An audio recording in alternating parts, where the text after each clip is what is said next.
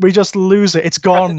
Press it now, quick, just in case. Do it. Yeah, exactly that. Exactly that. So you've listened to a couple of these, right? Yeah. Oh, absolutely. Yeah. I've listened to almost all. Brilliant. Oh, that's grand. So we don't really do formal introductions as such. We just chat. It's just a chat, very informal, about whatever really you like, whatever comes up.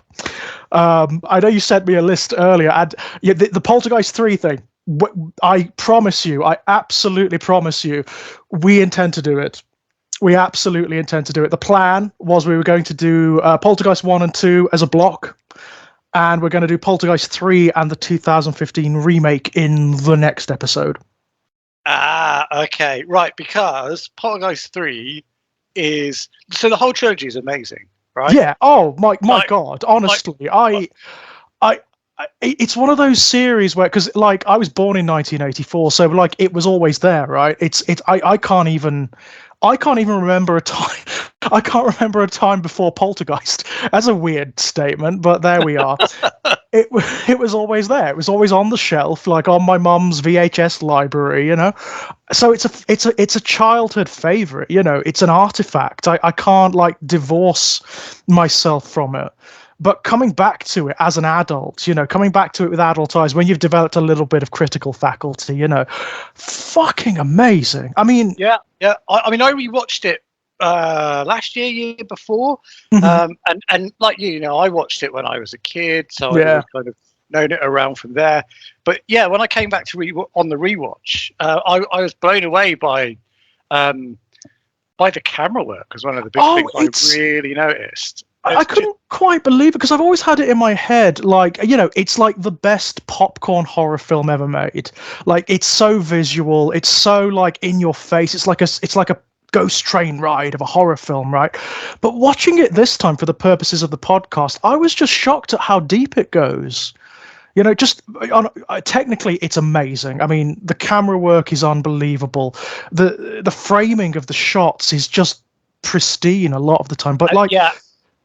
Well, that's the theory, isn't it? That the theory that it was Spielberg that came in and kind of directed it behind the scenes, because you got Toby Hooper, who's the director of it, and the guy can direct a film, but when you see some of those shots, you don't really see them replicated in a Toby Hooper film, which is why you kind of go, yeah. I can see why the theory exists.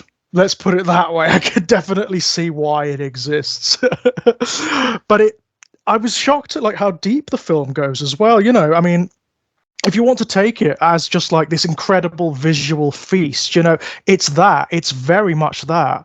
But then you've got all this wonderful stuff that's like a commentary on neoliberalism and Reaganism, and there's the Gothic stuff, the return of the repressed stuff that literally happens in the damn film. It's not subtle about it. You've literally got the fucking corpses erupting at the end out of the ground underneath the house. It isn't really subtle about that. But I don't know. I sort of missed it previously for some reason. It just never really occurred to me that there was all this stuff to get into. And it's a scary film. There's frightening things that happen. And what's the body count? Yeah, right. 0. No one dies on screen in there. It's literally 0. Right. So they're all all the corpses you see are already dead. They've been dead for a long, long time. You're absolutely right. Nobody actually dies in this film. It never occurred to me, but you're absolutely right. So you've got that, which is your opening piece of the trilogy, right? Absolutely fantastic. Then you go into Poltergeist 2, which I know you've done a whole kind of podcast talking about it. I haven't actually had a chance to listen to that one as of yet, but Poltergeist 2 is a real big one for me. In the fact that, let's be honest, it's kind of silly. I mean, it's one of those things where it's flawed, but I love it. You know what I mean? Yes. It's well, the thing that carries me through the whole thing is Kane. So Kane is a character, and that performance, that whole scene where he walks up to the house and it starts to rain and he's singing and he's at the door, that is some really scary stuff. My God, his presence. He's one of those actors, isn't he? Where you put him, I imagine he could have been in anything. doesn't really matter what. He could have been in absolutely anything, and the camera would just immediately go whoop, and you wouldn't be able to take your eyes off him. Yeah, and so that performance, his look, everything about him. I saw that when I was a kid, and that scared the absolute bejesus out of me. He ended up in my nightmares for years and years and years. Likewise. I do have, yes. I think like any of us that were kids in like the sort of 1980s, absolutely. He is one of the quintessential bogeymen. And there is something, he's not a bogeyman in the same way that, say, like, one of the slasher movie monsters is going to be. There is something else about him. There's something of the uncanny about Kane. And it's not even like the fact that he's a ghost and he's supernatural. It's the presence of him and the framing of him in the film makes him seem, I don't know, almost like he's looking at you. Yes, yeah. And so there's something, and there was a kid series that you probably might have been a bit too young to see, but there's a kid series called The Boy from Outer Space. Yeah, I know of it, but I definitely didn't. It wasn't part of my childhood, definitely. Right. Yeah. So The Boy from Outer Space. The boy is this almost albino-looking kind of child, which comes down from a crashed spaceship, and then these two kids befriend him, and off they go to have adventures. But they're chased by this chap who is an alien adult who's coming to try and catch the child. I can't remember the full plot because I was way too young. Yeah. But he was described as and called the Thin Man. Right. If you go on YouTube and just type in "Boy from Outer Space, a Thin Man," you'll see the opening bit of where they're in this. It's almost like a kind of a junkyard or a bit of wasteland with a load of puddles around, and then the Thin Man kind of appears, and he's wearing a hat and a trench coat. He's all white. He's got this kind of longish hair, and he looks. There's that uncanniness about him. He looks just odd. And that scared the absolute bejesus out of me when I was a kid. And then Kane was almost exactly the same in look, but just dialed up to about 50. It's almost like the same archetype, isn't it? I mean, oddly enough, you do find that recurring quite a lot in horror. Like, I mean, I imagine the Slender Man, very, very, very similar archetype. There is something very uncanny about that almost like authoritarian figure, but just slightly distorted. It's like you're looking at it through a mirror or something. Yeah, but he's really very unsettling. Yeah, and the other thing all three of them have in common is what are they after? They're all after children as well. They're all after children. That's absolutely right. Yeah, interesting. I mean, but Julian Beck, he is amazing. I mean, it's so sad that he didn't actually live to see Poltergeist 2. I mean, he was very, very ill during the filming of Poltergeist 2. Yeah, which I found out, only a couple of years back, really, to be honest. Yeah. Well, I'll be honest, I didn't know much about the guy until, for the purposes of the podcast, I went and had a look at his entry on Wikipedia and did some wider research into the man. He was amazing. The man was absolutely incredible. He was an anarchist. He was arrested multiple times throughout his life for various sort of anti-authoritarian acts. He was, along with his wife, he was the head of this incredibly experimental theatre called the Theatre of Violence. And what they used to do was performances that were totally unbounded by tradition and by the parameters of the stage or of even the theatre itself. Like performances would spill out onto the street and they would draw in people who were just passing by, I love it. Amazing, right? And towards the end of his life, not like not as he was in Poltergeist, but sort of later on, him and his wife became involved in a polyamorous relationship with one of Andy Warhol's ex-lovers. This guy. I can't, I just can't. I can't. Reading it, I was like, is this real? Has someone written this, as a piss take or something? Because this sounds like, if you wrote this into a story, people would say that's nonsense. Nobody lives like that. No one has ever lived like that. That is absolute garbage. And then towards the end of his life, of course, he has this iconic role for which he is so fondly remembered in Poltergeist 2. Yeah. Well, I mean, I didn't realise that as a kid. Obviously, I didn't realise what had happened to him. I didn't realise the outside of the fact that he passed away. So when we get to Poltergeist 3, I actually thought it was the same person. So Poltergeist 3 itself now, and looking back on that again, now I remember it being weird, and I remember it kind of like being. There was bits where I was like, well, that's a bit dumb anyway. Yeah. But then when I did a rewatch of it a couple years back, I was blown away by just what an exactly hot mess train wreck of a film it actually is. But aside from so there's so much wrong with it. But there's also some wonderful cinematography with the mirrors and the mirror thing, and it made me terrified of my own reflection in mirrors for years. I distinctly remember, even to this day, the feeling of a kid after we watched Poltergeist 3, because we were quite young. Yeah. We came out, we rented it because we'd seen the other two. I watched it, and for the whole day, I was kind of in this weird dazed state of unsettled. I was just unnerved and unsettled throughout the whole thing. Well, I mean, it's an odd one, Poltergeist 3, isn't it? I mean, I hadn't seen it really since I was a kid, up until rewatching it a few weeks ago for the purposes of the podcast upcoming. And I only remember like images from when I was a kid, just the images that had a real impact, like the sequence where Tangina like desiccates and what the hell is that about? And then they crawl through her and come out. What the? I mean, the whole thing is the writers have just gone, ghosts, we can kind of do what we like. And we don't need to tie it all up at all. What happens to the two teenagers at the end? Well, they never, it's fine. Who cares, right? Yeah, it is absolutely. That's one of the weird things about Poltergeist 3. It has all of these like plot arcs that clearly were going to go somewhere at some point, and just don't. They just sort of peter out towards the end, and that's for lots of reasons. I mean, like there's all of the production problems that Poltergeist 3 had, and so on and so forth. The cast all being rather ill and dying before the end.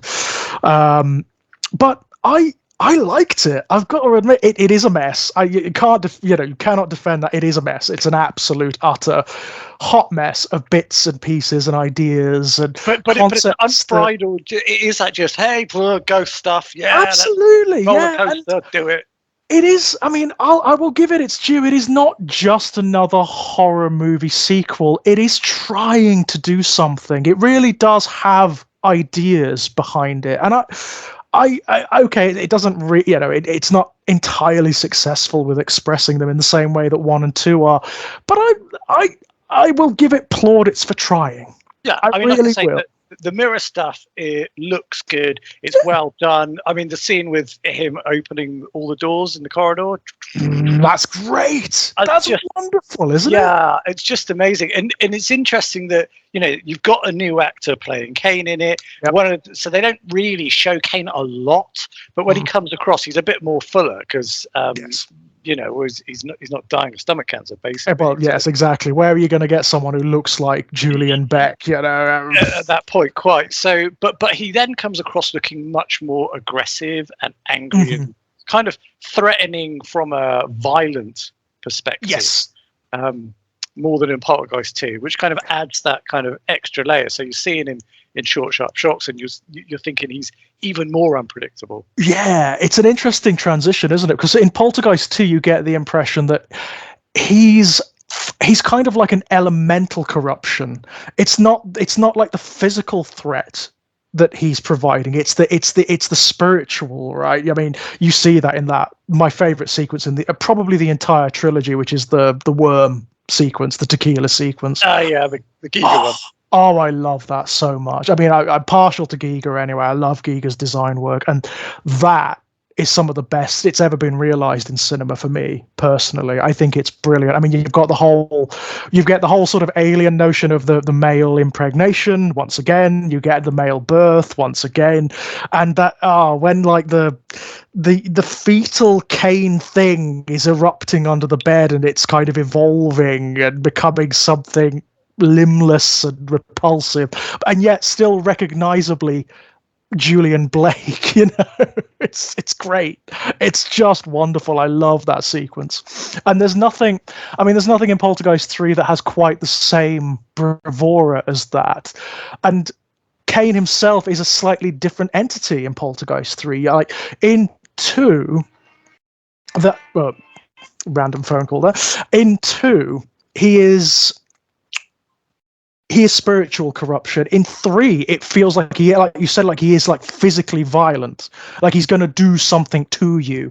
You see that in like one of the worst sequences, which is the car sequence, the Christine sequence. Oh, yeah. Which I must admit, I kind of like rolled my eyes at a little bit. Well, yeah. I mean, there's also in there you've got the puddle, haven't you? You've got the puddle which they fall in, they come out of, blocked in ice, and there's a monster claw which comes out of it, if I remember as well. That's right. Yep. I mean, to me, that film is a literal ghost train. And it's like, this next thing's coming out. This next thing's coming out. It just builds up slowly, and then it just because then someone fall down on a lift, and then like they're a skeleton by the end of the night. Yep, that's right. That's right. That's the there's this odd sort of strange pessimism about like psychiatrists and psychology in the film. He's Carol Ann's psychiatrist. He's her counselor, effectively, and he's a bad man. The film really hates him for some reason. It hates this guy. He's very skeptical about the experiences that Carol Ann has had and the Freeling family, and he has this very odd theory about Carol Ann that she can somehow make people believe things, that she can somehow like induce delusions, as though that makes any more sense than, oh, it's just ghosts or poltergeists or whatever, you know. Like, whatever, man, whatever. But the film kind of like makes him an antagonist in an odd kind of way. He is like diametrically opposite to Tangina. Yes. Yeah. She comes in as the very much the heroine of this film, which is kind of nice. Yeah, she just doesn't last very long. No, that's absolutely right. Except in like a spiritual sense, there's some really weird imagery in the film. You know, there was this one sequence where Tom Skerritt's character and his wife are locked in like a big freezer in the tower, and there's like a wall of water coming towards them. It's like the sequence is bordering on the sincerely surreal, you know. And Tangina, after she's been like desiccated by Kane, by the way, so this is like Tangina's spirit, comes out of the water and hands Tom Skerritt like this mystical brooch thing that's one of the MacGuffins of the film. Right, yeah. It's so weird. It's like, I mean, the other films have weirdness in them too. Absolutely they do. But it's weirdness that is congruent. It fits within the film, you know? There's a lot of stuff in this film that is like, you just throw up your hands and go, all right, fine. That's it. It gets to a point where you just like, well, I'm just going to go with it. Because it just keeps battering me over the head with surrealness, like you say. So you're like, come on, ghosts, yeah, that'll do. But I would be lying if I didn't say I did have fun with it. I did enjoy watching it. Good. But yeah, like I say, it's probably one of my favourite trilogies of horror, just purely because it's so tonally wacky from one to the next, but so effective when it wants to be as well. Absolutely. I mean, I don't know why, I've always had it in my head that it's like, like I said, it's the popcorn horror, you know, it's the fun horror. It's the one to go to if you just really want to just relax a little bit and let it take you and have your shocks and your moments and whatnot. And I've always loved it on that level more than anything. But this time round, I was really shocked at how deep you can potentially go with these films. There's so much going on in them. Even the third one has got, like, you know, in the first film, you've got Cuesta Verde, which is the corporate town. You know, it is a settlement developed by a corporation. Everyone in it is an employee, right? And it's very much, you know, as very in keeping with horror of the era. It's that sort of commentary on neoliberalism and the lack of respect that capitalism has for the land and for tradition and for people at large. Very, very congruent with horror of the era. You know, it's the whole alien Wayland Yutani thing, and it's also RoboCop, and just so many films of that era. And then in Poltergeist 3, you get almost like the late 80s, early 90s equivalent of that with The Tower. You know, this notion of a self-enclosed environment where people live and people work and people shop and people do everything almost without kind of having to leave. there's something very, I mean, if it were, this sounds terrible, but if it were a smarter film, it might have played with that a little bit more. Yeah. Yeah. Yeah. Because there's something about that. I mean, what they could have done is drawn like an equivalence between the people living, quote unquote, in the tower and the people who are buried underneath Cuesta Verde, the ghosts who are just going through the same cycles or over and over and don't really know that they're dead. There's stuff you can work with there. But sadly, the film never quite gets to that point. When was Poltergeist come out? It's 88, wasn't it? It was 88, yeah. So, like, you had the original Poltergeist 1982, then there was a massive gap, and Poltergeist 2 is 86, which is a long time for a sequel, isn't it? It's a good stretch of 4 years. And then you get Poltergeist 3 in 88, so a much shorter span, and obviously a much shorter production as well. Yeah. I won't talk about the remake of Poltergeist. I seen it once, and I filed it under remake along with Nightmare on Elm Street. Although that has at least something interesting to talk about. I mean, I was up until when I rewatched the remake a few weeks ago. I was almost like neutral to it. It's like I remember watching it and not responding to it at all. Just like, this is flat, this is inert. I just don't really have feelings about it. I rewatched it a few weeks ago for the purposes of the podcast and couldn't get through it. My neutrality had become anger. It's become frustration. Well, probably because you'd watched the others recently as well. So like, then you come back to watch this, and it's just that whole pointless why. The big question, why? Why have you done this? Why not make a Poltergeist 4? Why not start expanding on those themes and do something like that? Now, I'd be in for that, and if it's terrible, oh well, at least they had a go. Absolutely fine. I mean, like, there was rewrite and rematch something. That's the problem, isn't it? It's like, are you trying to improve it, or what are you trying to do? I mean, and you know what? The worst thing is they could have done something with it. That is for me always the worst thing about these remakes, when they're like decided by committee and they have no real desire to tell a story. There's no story to tell. They just want to make a quick buck. Ultimately, there's stuff they could have done with it. It was made in 2015, which is much later on than I thought, given the nature of the film. It actually feels oddly anachronistic. It feels like a film from the early 2000s, like 2005. It's got that feeling about it. Yeah, agreed. But so 2015, you've got the beginning of streaming services, right? Streaming services are becoming really big then. I mean, can you imagine like rewriting just subtly the mythology of Poltergeist to make it about that? To make it instead of them like the ghosts coming through the TV, they come through the streaming services, through the internet. You could have done so much with that. There's so many ideas to play with there, and instead they just go for this like inert remake where they get, oh well, this is in Poltergeist, so we need to put that in there. And it just goes from beat to beat to beat. The television is kind of the same, but worse. It doesn't make any sense. It doesn't have any of the impact that it does in the 1982 original. The family, one of the things I love about the original Poltergeist is the family, the Freelings. They're wonderful. The characters are just brilliant. There's no like forced trauma. There's no like tensions that are just sort of like there because, oh wow, it's a horror film and the family needs to have tensions. No, they're just great. They're a lovely, really interesting family with great dynamics. You've got one of the most positive father figures I've ever seen in a horror film ever, quite frankly, in Steve. He's wonderful. In this film, the remake, it does the exact opposite. It takes them, it's like, well, the father's got to have tensions. He's got to feel like a failure. He's got to feel like he's not living up to his potential. The wife has got to be a little bit of a harpy. The teenage daughter, the eldest daughter, who is really charming in the original film, it's like she was written by a Reddit-dwelling incel. It's like someone who hates teenage girls.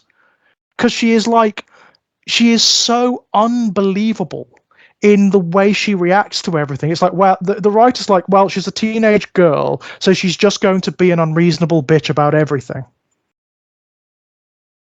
It's like, no, come on. Well, yeah, I mean, you hit the nail on the head at the start. It's almost like writing by committee, isn't it? I mean, when you start a process of, I'm going to do a remake, and I'm going to do this remake because I think we can make quick money out of it, then you effectively get the template of the original film, and then people start to kind of put, just fill stuff in. And what they want to try and do to put their stamp on it, I guess, is to try and start doing, we could do interesting things with the characters. But actually, you walk away from that film and you go, right, can you remember any of those characters very well? No. But the original, you can, and they're quite clear. Yeah. You remember the scenes. You know who those characters are without having to put this enforced trauma on them. Absolutely, and it works so well because you invest in them. They're so. I mean, one of the things I love about the original film is that like good solid 45 minutes at the beginning before anything really happens, where you've just got the family being the family, and it establishes them without effort and without belaboring itself. You just see scenes of them doing stuff, being a family, and it's wonderful. They're charming, they're funny. That sequence where Diane and Steve are on the bed and he's reading a biography of Ronald Reagan and she's smoking a joint.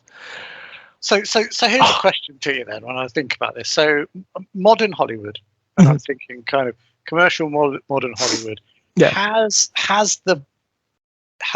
it lost its ability to write a film correctly, solidly, well? And there'll be outliers, obviously. There will be outliers of that's a good film. But on the whole, absolutely. When you look at the films, so if I go back and look at a film, I don't know, I can look at a film from the 90s, like from the 80s, from the 70s, from the 60s. I can see these. Oh, that's really nicely done. That's really well done. Yeah. And, what did I watch? Now, have you ever seen a film called Exit to Eden?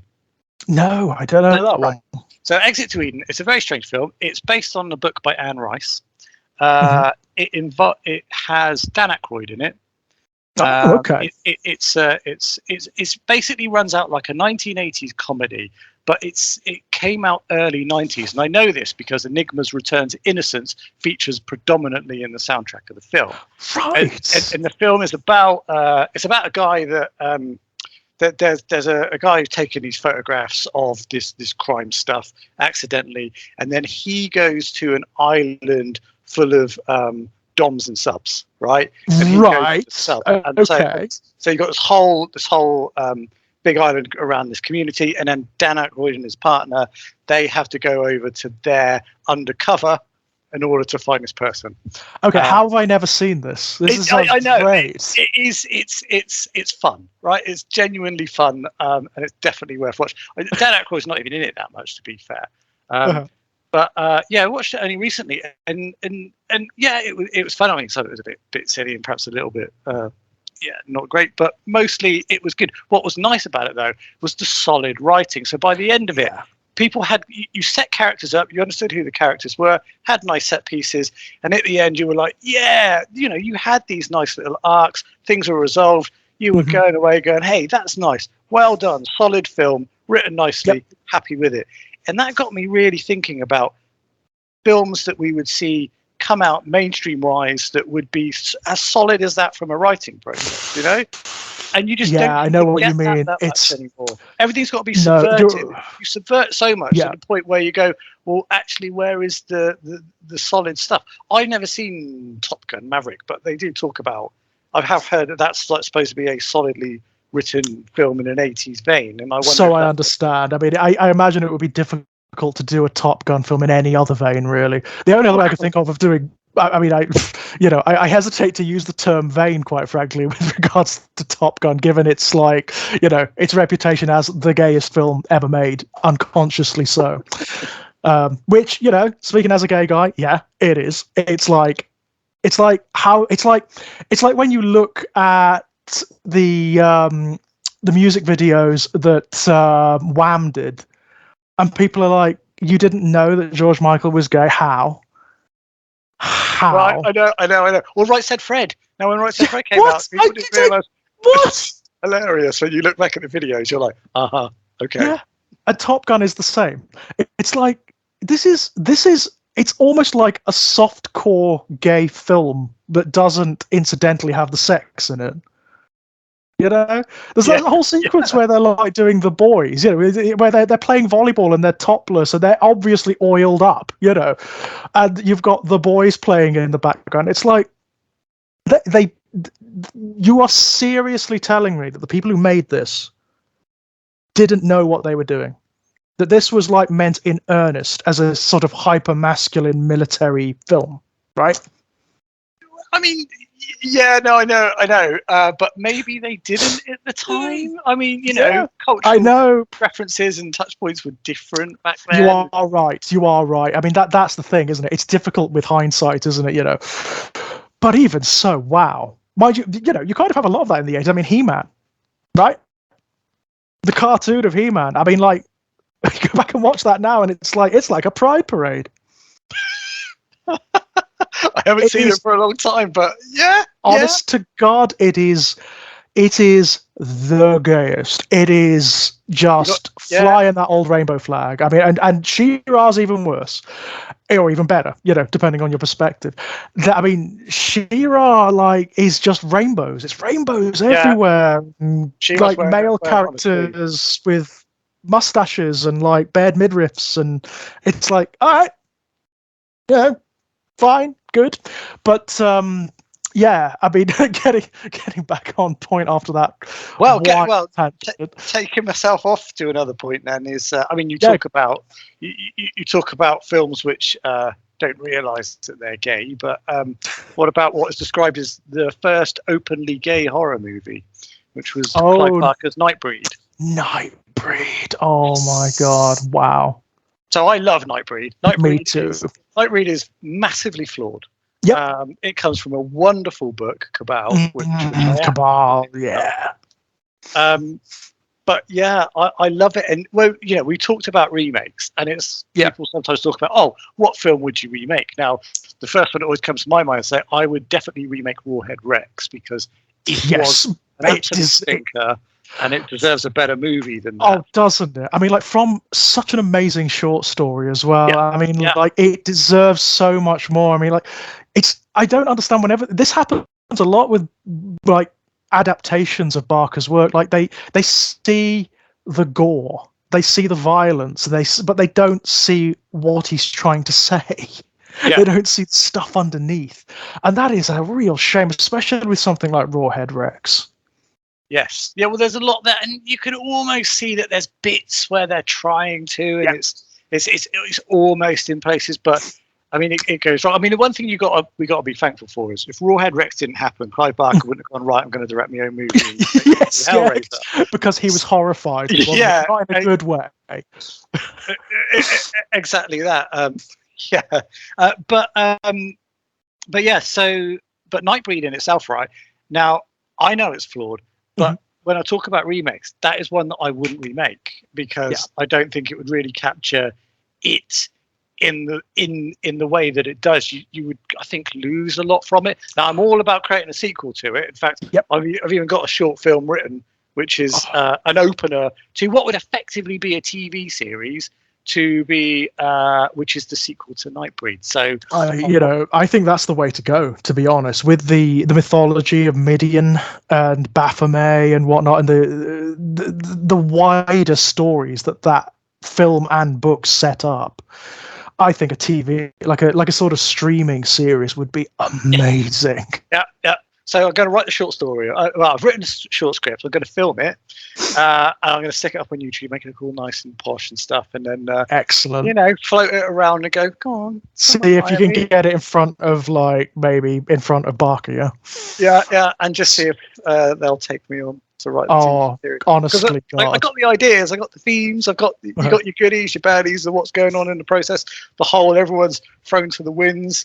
The understanding of what did the prophecy actually mean? Yeah, the resentment, the survivor's guilt, Buttonface coming out trying to hunt them down because remember at the end of the film Of course, he's resurrected back alive. But then you've got the other side to that as well, is that he's back alive still hunting the monsters, but he's a monster himself now as well. Yeah, so he's at war with himself, right? Because he hates them, doesn't he? He's got it. They are antithetical to his concept of order. So I love that. And so I mean Buttonface himself, the design of him is great. Cronenberg. Being played by David Cronenberg, who does it so well. So well. He's great, isn't he? I mean, like, it's so interesting because, like, he is not an actor, right? That's not really his thing, but he's got this coldness to him in that film that works so well for Decker and Buttonface. I mean, it works so well. Yeah, it's that detached being a psychopath, I don't know what the word is, but that one, he's being detached, isn't he? That's the point of it. But yeah, I mean, and the thing I love, it's the layers within the film and the book, which just, the more you kind of look into this, the more it just kind of breathes out. Like the whole it's a manifesto, right? I mean, it's a manifesto, like a lot of Barker's work, actually. It's this manifesto for the freaks, right? For us, for the queers, for the people who are not really part of the systems and who in fact are often ground down by the systems. Yeah, the systems being you've got your psychiatry, so your doctors and all that, played by your Decker, police, obviously, your police, and then you've got your religion, which is played by Ashbury. So there's your three pillars that are coming at them, and that's the three pillars of condemnation, right? Yeah, I think it's a start. I mean, those themes are like rife in. They run like a seam all the way through Barker's fiction, but I think that Cabal makes them the most overt, and as a result, they are kind of the strongest in that book, because it's very clear where he's coming from and what side he's on. You know, what side he's taking. He's with the monsters, man. He's with the monsters. I love the way, and this again, it's something he does in all of his books, but it's the majesty of being a monster. Well, and that's the thing. So another layer, another bit that's looking on it is looking at kind of, it's a commentary on horror itself. So Buttonface plays your slasher. He's your 80s. He's your modern horror, which it was at the time. Cold, calculated. Is it particularly interesting? The monsters have got that majesty of old. You know, that interest and that difference, and that he's kind of fighting those two together and playing those off each other. It's quite clever, actually, in that regard, isn't it? I mean, he is effectively taking two poles of horror and throwing them together and saying, actually, you know what? This one over here is way more interesting. And there's just far more going on over here, you know? And don't get me wrong, that's not to denigrate, you know, slasher films per se. I you know, like anyone, I like a good slasher film as much as the next guy. But there's no doubt that there's more to be said elsewhere, you know? Because they are very, I mean, the thing with slasher films is that there's a tendency for them to be, for a start, very morally conservative. I mean, that's just part of what they are, right? Isn't it? Yeah. Odd, you know, but there we are. You know, they do tend to be morally conservative, and they can be obviously very formulaic. You know, there's not really much to be said once you've set up the situation. There is a killer who is killing people in various interesting ways. There is going to be a mystery as to who that killer is and why they're doing what they're doing, and in that there will be the key to defeating them, or what, or not, as the case may be. I mean, when done well, you can use that slasher template. It can be a nice formulaic backdrop for some interesting other themes that you absolutely it can be beautiful. I mean, it can be done exquisite. I mean, obviously, you know, one of the greats is one of the originals, which is the first Halloween, of course. It's a stunner of film, and it's got all those elements which I would regard as questionable. It does have that moral conservatism. You know, if you take drugs, if you drink, if you have sex, you're going to die. You know, there's that whole contempt for the young, which is part and parcel of that particular subgenre as well, although it has been subverted a couple of times. But it's still an amazing film. I mean, one of the most, talking of beautiful slashers, one of the most beautiful looking ones. Have you ever seen a film called Stage Fright? No, haven't seen that one. So Stage Fright, directed by Michele Soavi, I think is how it's pronounced, Italian director, did about four movies. It did Delamore Take Delamore, also known as Cemetery Man, Uh, Stage Fright, The Sect, The Church, and I feel like there's one other that I'm missing, which will come back to me. But he's was such a fantastic director of Italian horror. Stage Fright is his kind of slasher giallo movie. You recognize the images of it because the killer wears an owl head. Oh. And so you've probably seen that before. Yes, I think I've seen that. Yes, I've definitely seen the image. Yeah, so if you sit down and watch the film, it's just wonderfully shot. I mean, one of the things that he's very good at, he's very good at framing, he's very good at transitions and thinking about the shots. So definitely worth checking out. I mean, it's worth checking out all his films. Interestingly, he was originally given the script from Dusk Till Dawn. Oh, really? Yeah, by Okay. Tarantino. So he read it and he wasn't so keen on the script. I think he didn't like the tonal shift of it and passed on it. So then it went over to Robert Rodriguez. But it could have been a very different film. I was going to say, I mean, if you had a giallo director doing that, I mean, like the visuals alone, right? I do love that particular sphere of horror, and you are right. Like, you know, I mean, if you look at a lot of Dario Argento's milieu, a lot of it is kind of slasher-like, right, in terms of structure. It's just shot in a wild, nightmarish, dreamlike way. What I love about those directors is the way they don't, like, unlike, say, a lot of directors from the US and sort of like the Anglophonic traditions, they don't really care about realism. Like, if it works for the film, it's going in. It doesn't matter if it has like nightmare logic or if it doesn't really make any sense or if it doesn't even like look terribly convincing. It doesn't need to. It's all about feeling. It's all about feeling and style. And yeah, I mean, that's it. A lot of the giallo movies, you sit down and try and write the plot, and you're like, "What?" Oh yeah, I mean, I would say that like Suspiria is probably one of the tamer of Dario Argento's films in that regard. Still sit down and kind of write that plot out, and you're like, "What?" Try, and you're like, I mean, like, there's witches involved. I think maybe, perhaps there are killings. Yes, definitely. Although, you know, there's so much ambiguity set up as well as to like the mental state of particular characters and the way reality shifts around them.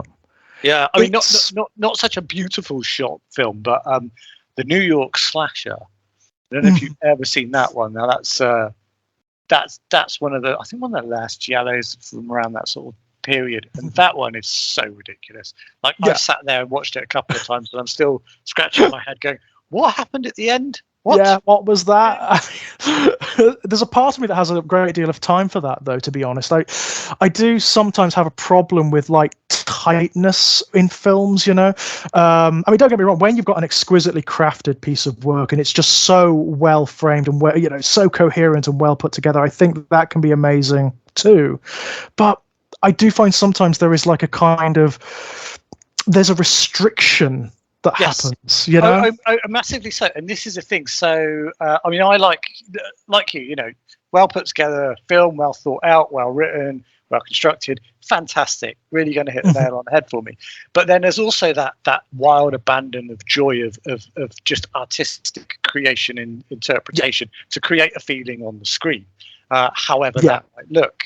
I mean, when so I do a lot of script writing and movie making with Purgatory Pictures, and when we're writing out a script, we'll come up with something, and then we'll go backwards and forwards looking at the scripts, and you know, something will come up, and it'll be like, "Oh, well, why are they doing that?" And then it'll be like, well, okay, and then you can tie yourself up in knots trying to answer something, when actually trying to sometimes justify, you can go, you just go, stop it, you're overthinking it, let it go. Absolutely. And you know, there is, I mean, this sounds a little bit old man get off my lawn, but there is a problem I find with a lot of sort of mainstream script writing in the present day where it obsesses about that. It's like, we've got to justify. There's got to be a reason why this happens. Yeah, and this is symptomatic from modern film critique. But what I mean about that is things like YouTube movie critics. Oh God, they're obsessed with minutiae, aren't they? Yeah, and it's all about it's like petulance, right? It's picking stuff apart, and like sometimes it's funny. I mean, I love to watch the new Star Wars films always get picked apart. That modern trilogy, I spent way more hours in entertainment watching people pull them apart than I did watching the films themselves. Yeah, definitely. Great, but there was a time place somehow Palpatine returned. It's like, fuck off, honestly, God almighty. But it's that nitpicking that like actually can just like ruin it, and it's like just let it go. If you take the original Star Wars films, you know that those films when he wrote the first one, he didn't know that spoilers here that Darth Vader was going to be Luke Skywalker's dad. No, of course he didn't. It's because look at the first film. Look what Ben Kenobi says. Oh, I trained with your dad, and then Darth Vader hunted him down and killed him. And then he goes on and says, "Oh, it was all figurative." No, of course he made up. If that was released in the modern day, you'd have people going, "Oh, look at that," and pointing fingers. But because we're allowed just to appreciate it and get taken along by it, it's fine. And so because you've got all those people picking apart to the nth degree, people are then trying to second guess. And I actually think sometimes it's worth. They just need to stop worrying about that level of audience. Definitely. I mean, like, I think it is a sickness to art, to be perfectly honest, not to get too arch about it, but like when you are worrying about what your audience want, there is a kind of sickness to art there. I mean, that it sounds kind of authoritarian and awful, but like, you know what, it's not about what they want, it's what they need, So if they knew what they needed, they'd be the artist, not the audience. So just do what you think works, right? Yeah, I mean, two points to pick up on. I mean, the first point is talking about the don't overthink it. I think it's Hitchcock who someone said, well, why in The Birds, one of them go, I forget her name now. The main actress in The Birds. Oh, Lee. No. I'll remember it in a minute. She was also in War. We'll both shout at one another in a minute, and it'll come. but she goes up the stairs and like, why Janet Leigh. No, that's Psycho. No, that's Psycho, isn't it? You're absolutely right. But she goes up the stairs and they say why, and he goes, she goes upstairs because that's what I wrote in the script. Yes. End of. Right, job done. Well done, Hitchcock. There you go. Yeah, that's what the character does. And also, I mean, there's something to be said for trusting the imagination of your audience in that as well. They don't need it spelled out for them. They know that people act and respond in unusual ways and that they just have foibles, and they will put it together in their own heads, often subconsciously. They don't need you to be spoon-feeding them everything. Exactly. Tippi Hedren, that's it. Tippi Hedren, that's right, yes. Yeah, who went off to make the film Raw, ROAR. Have you ever seen that film? I've never seen that one, no. So she went off with her husband to produce somewhere was it in Africa? She set a wild reserve up where she had loads of lions and tigers and other big cats and bears and stuff. And what they did was they made this film. And they made this film where they kind of, in the film was basically about this reserve where then the animals get a bit spooked and then they start attacking the people in the house. Right? And so they played themselves, and all the lions and tigers and stuff played themselves as well. Okay? Right. And they literally just filmed a lot of the times they were filming this stuff and then they were kind of building the plot around them.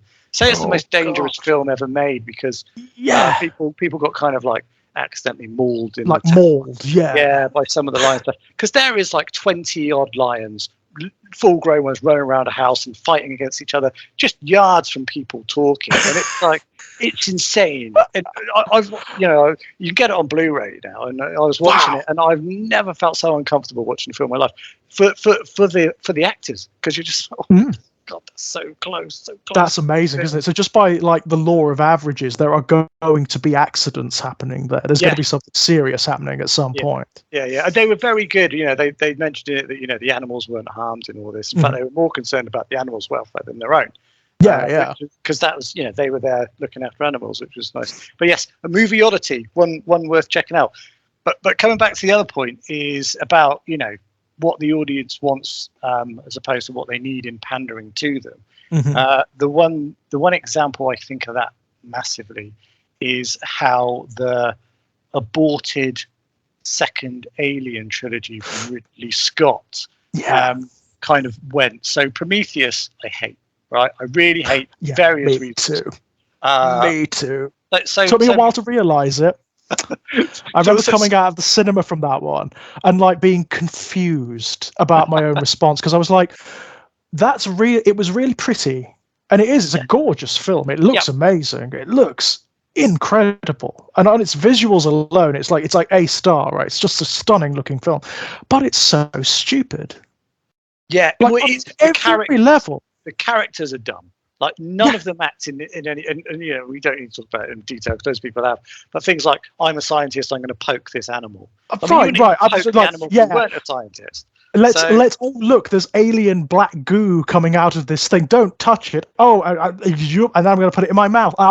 It's like, what scientists? Yeah. Yes. Yeah, exactly. So there's that. Also, the other thing that kind of bugged me a lot with it as well is that I saw the writer, and the writer was David Lindelof, who really goes into the points of magic box writing. You know, he was one of the writers of Lost. Basically, with Lost, they were great at setup, but they had no idea how it's going to end. They just wanted to create cliffhangers. So as he was a writer in this, I'm kind of like, well, anything you set up as a cliffhanger, I know you don't have an answer to this. So, and for me, I need to know that there is an overarching plot and that someone kind of knows, because then you get foreshadowing and interest. As a writer, I like that kind of thing. So I kind of knew that it was going to be hollow. Then you come into Alien Covenant. And Alien Covenant was the one where, I mean, we won't even talk about the fact that main character from Prometheus dies off screen between films. I loved that. You know what? I loved that. I loved the fact that like the audience responded so negatively to Elizabeth Shaw as a protagonist that they unceremoniously, oh yeah, she died between films. Yeah, and remember, this is a film, Covenant, that you've got to do homework. You've got to watch the little YouTube shorts before you go into the film. No, film. No, I'm not doing homework for you. But then, so there's that. But the big problem they had is when Covenant was coming out, I was like, okay, Prometheus was bad. I, like you, like Giga's work. I love Alien. I loved Aliens. Aliens was the first one I watched. I loved the whole mythos and the lore of everything to do with them. So I'm like, okay, so the first one wasn't great.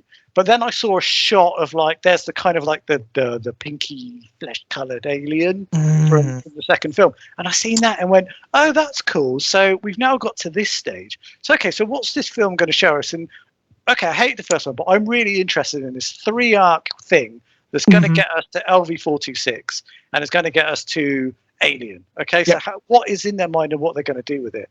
So I sit down in the cinema to watch this film.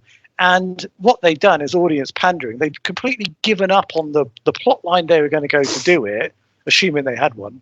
Yep. And instead went, oh yeah, quick, we got to crowbar an actual alien in because that's what everybody wants. And they came up with the stupidest way of doing it. So hang on, wait, David made the alien?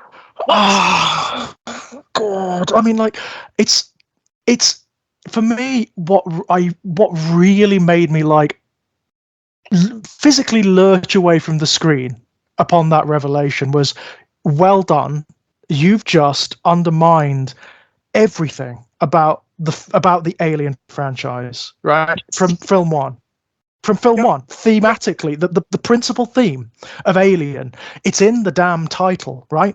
It's the fact that this universe is entirely hostile. It's Lovecraftian, right? It's hostile, and it's mysterious. You will never know what is going on out there or why or what this alien thing is. That's the point, right? Where does it come from? Don't know, but there's a whole loads of other things out there like that. This is a thing. Yes, right. This is it, right? This is what makes the alien scary. You don't know anything about it. You don't know why its anatomy is like this, why it like bleeds acid, why it looks slightly biomechanical, where it comes from, like what its life cycle is.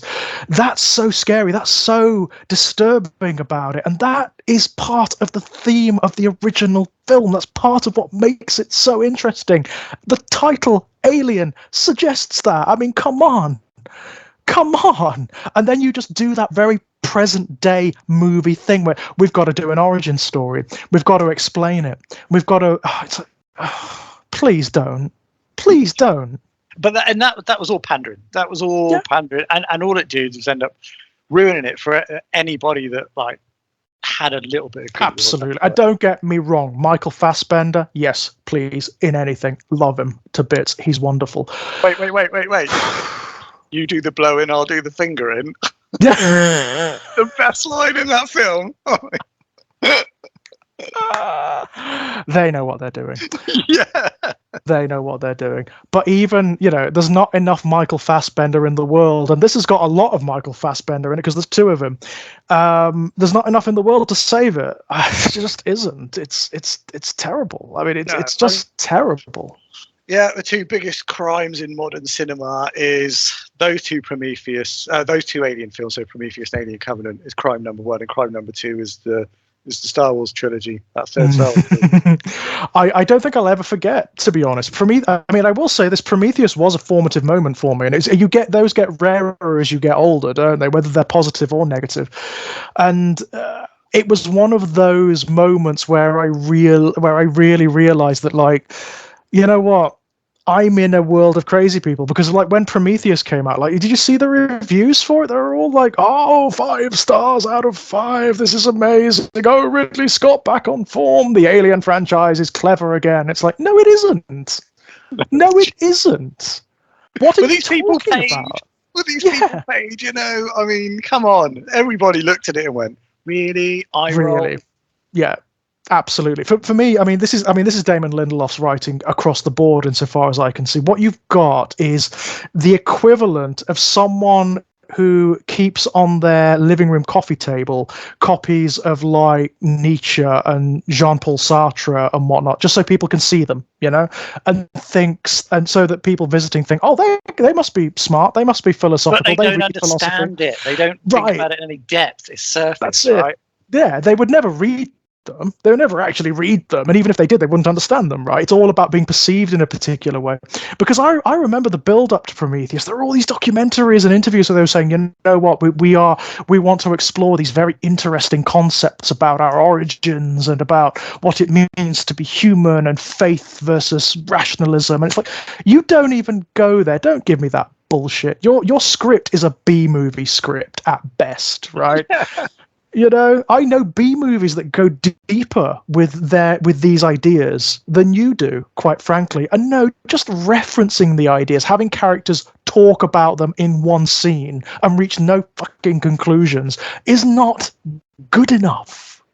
The best thing as well is one of the things that I did laugh about it. You go, we need an old guy, so let's get Guy Pearce and an old guy. So, I mean, presumably there's some kind of like flashback scene or a rejuvenation scene that got cut. I'd assume that must be the case, because why would you do it otherwise? Why would you? It looks bad as well. It's not. It great does. makeup. I mean, that's the other thing. Like beyond everything else in that film, but everything visually and like technically in that film is gorgeous, apart from the Guy Pearce old guy makeup, and that makes it even more incongruous, right? Yeah, it sticks out, doesn't it? You're like, what's going on there? What? And you're expecting that is clearly. I'm waiting for when we going to see him young? Oh, it doesn't happen. Yes. Is he going to like reveal that he's been rejuvenated somehow and peel all that old guy stuff away, or is there going to be a scene where they do some weird, like the engineers do something weird and genetic to him, and he like peels it off and he's young underneath, or something like that, right? That's what I thought was going to happen. That's where I was going when I watched it. Yeah.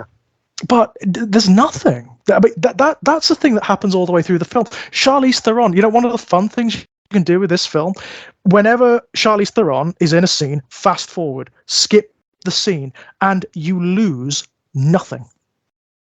She means nothing to the plot. She's got nothing at all going on. You lose nothing. There's clearly loads of cut material that makes her like. There's also that weird bit at the end where she says to Guy Pearce's character, where she calls him father, and it's like, we know that he's your dad. That's been set up already. We know that.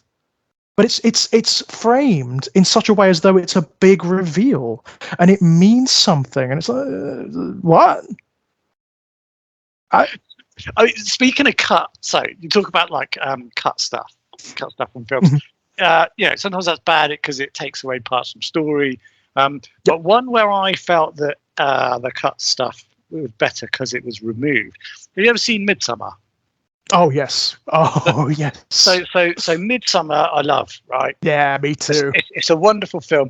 Now, when I got it, I bought it on DVD, and I had the theatrical cut and I had the director's cut. I haven't seen the director's cut.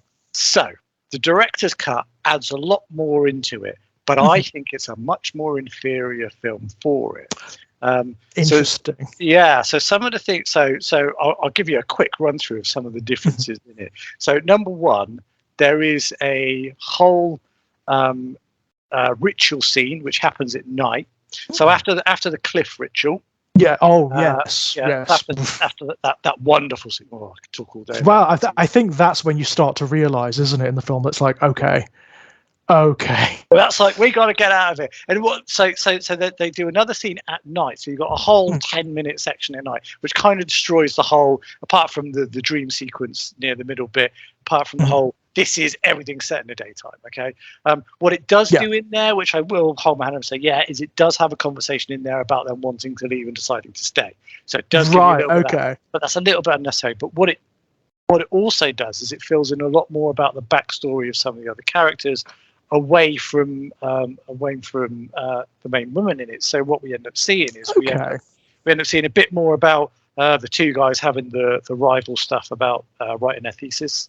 And there's the guy that is being attracted by the other woman, not the redhead, but there's another one. And he kind of goes off with her, and you don't really see much about him. He just kind of goes off and then he kind of disappears. So you see a lot more about that build up and that going on as well. But the thing about it is you don't really care too much about what that is all side stuff, and the fact that it happens and you don't need to see it is good, because your main focus really needs to be around Danny and what's going on with her. Everything else as it goes on around just adds to build this layer of creepiness, strangeness, and like this kind of, there's something not quite right here. That's where Midsummer really works. It's that uncanniness, isn't it, which actually works really well when you do have these like slightly unexplained moments or characters that don't have explicit background or motivation. It works so well.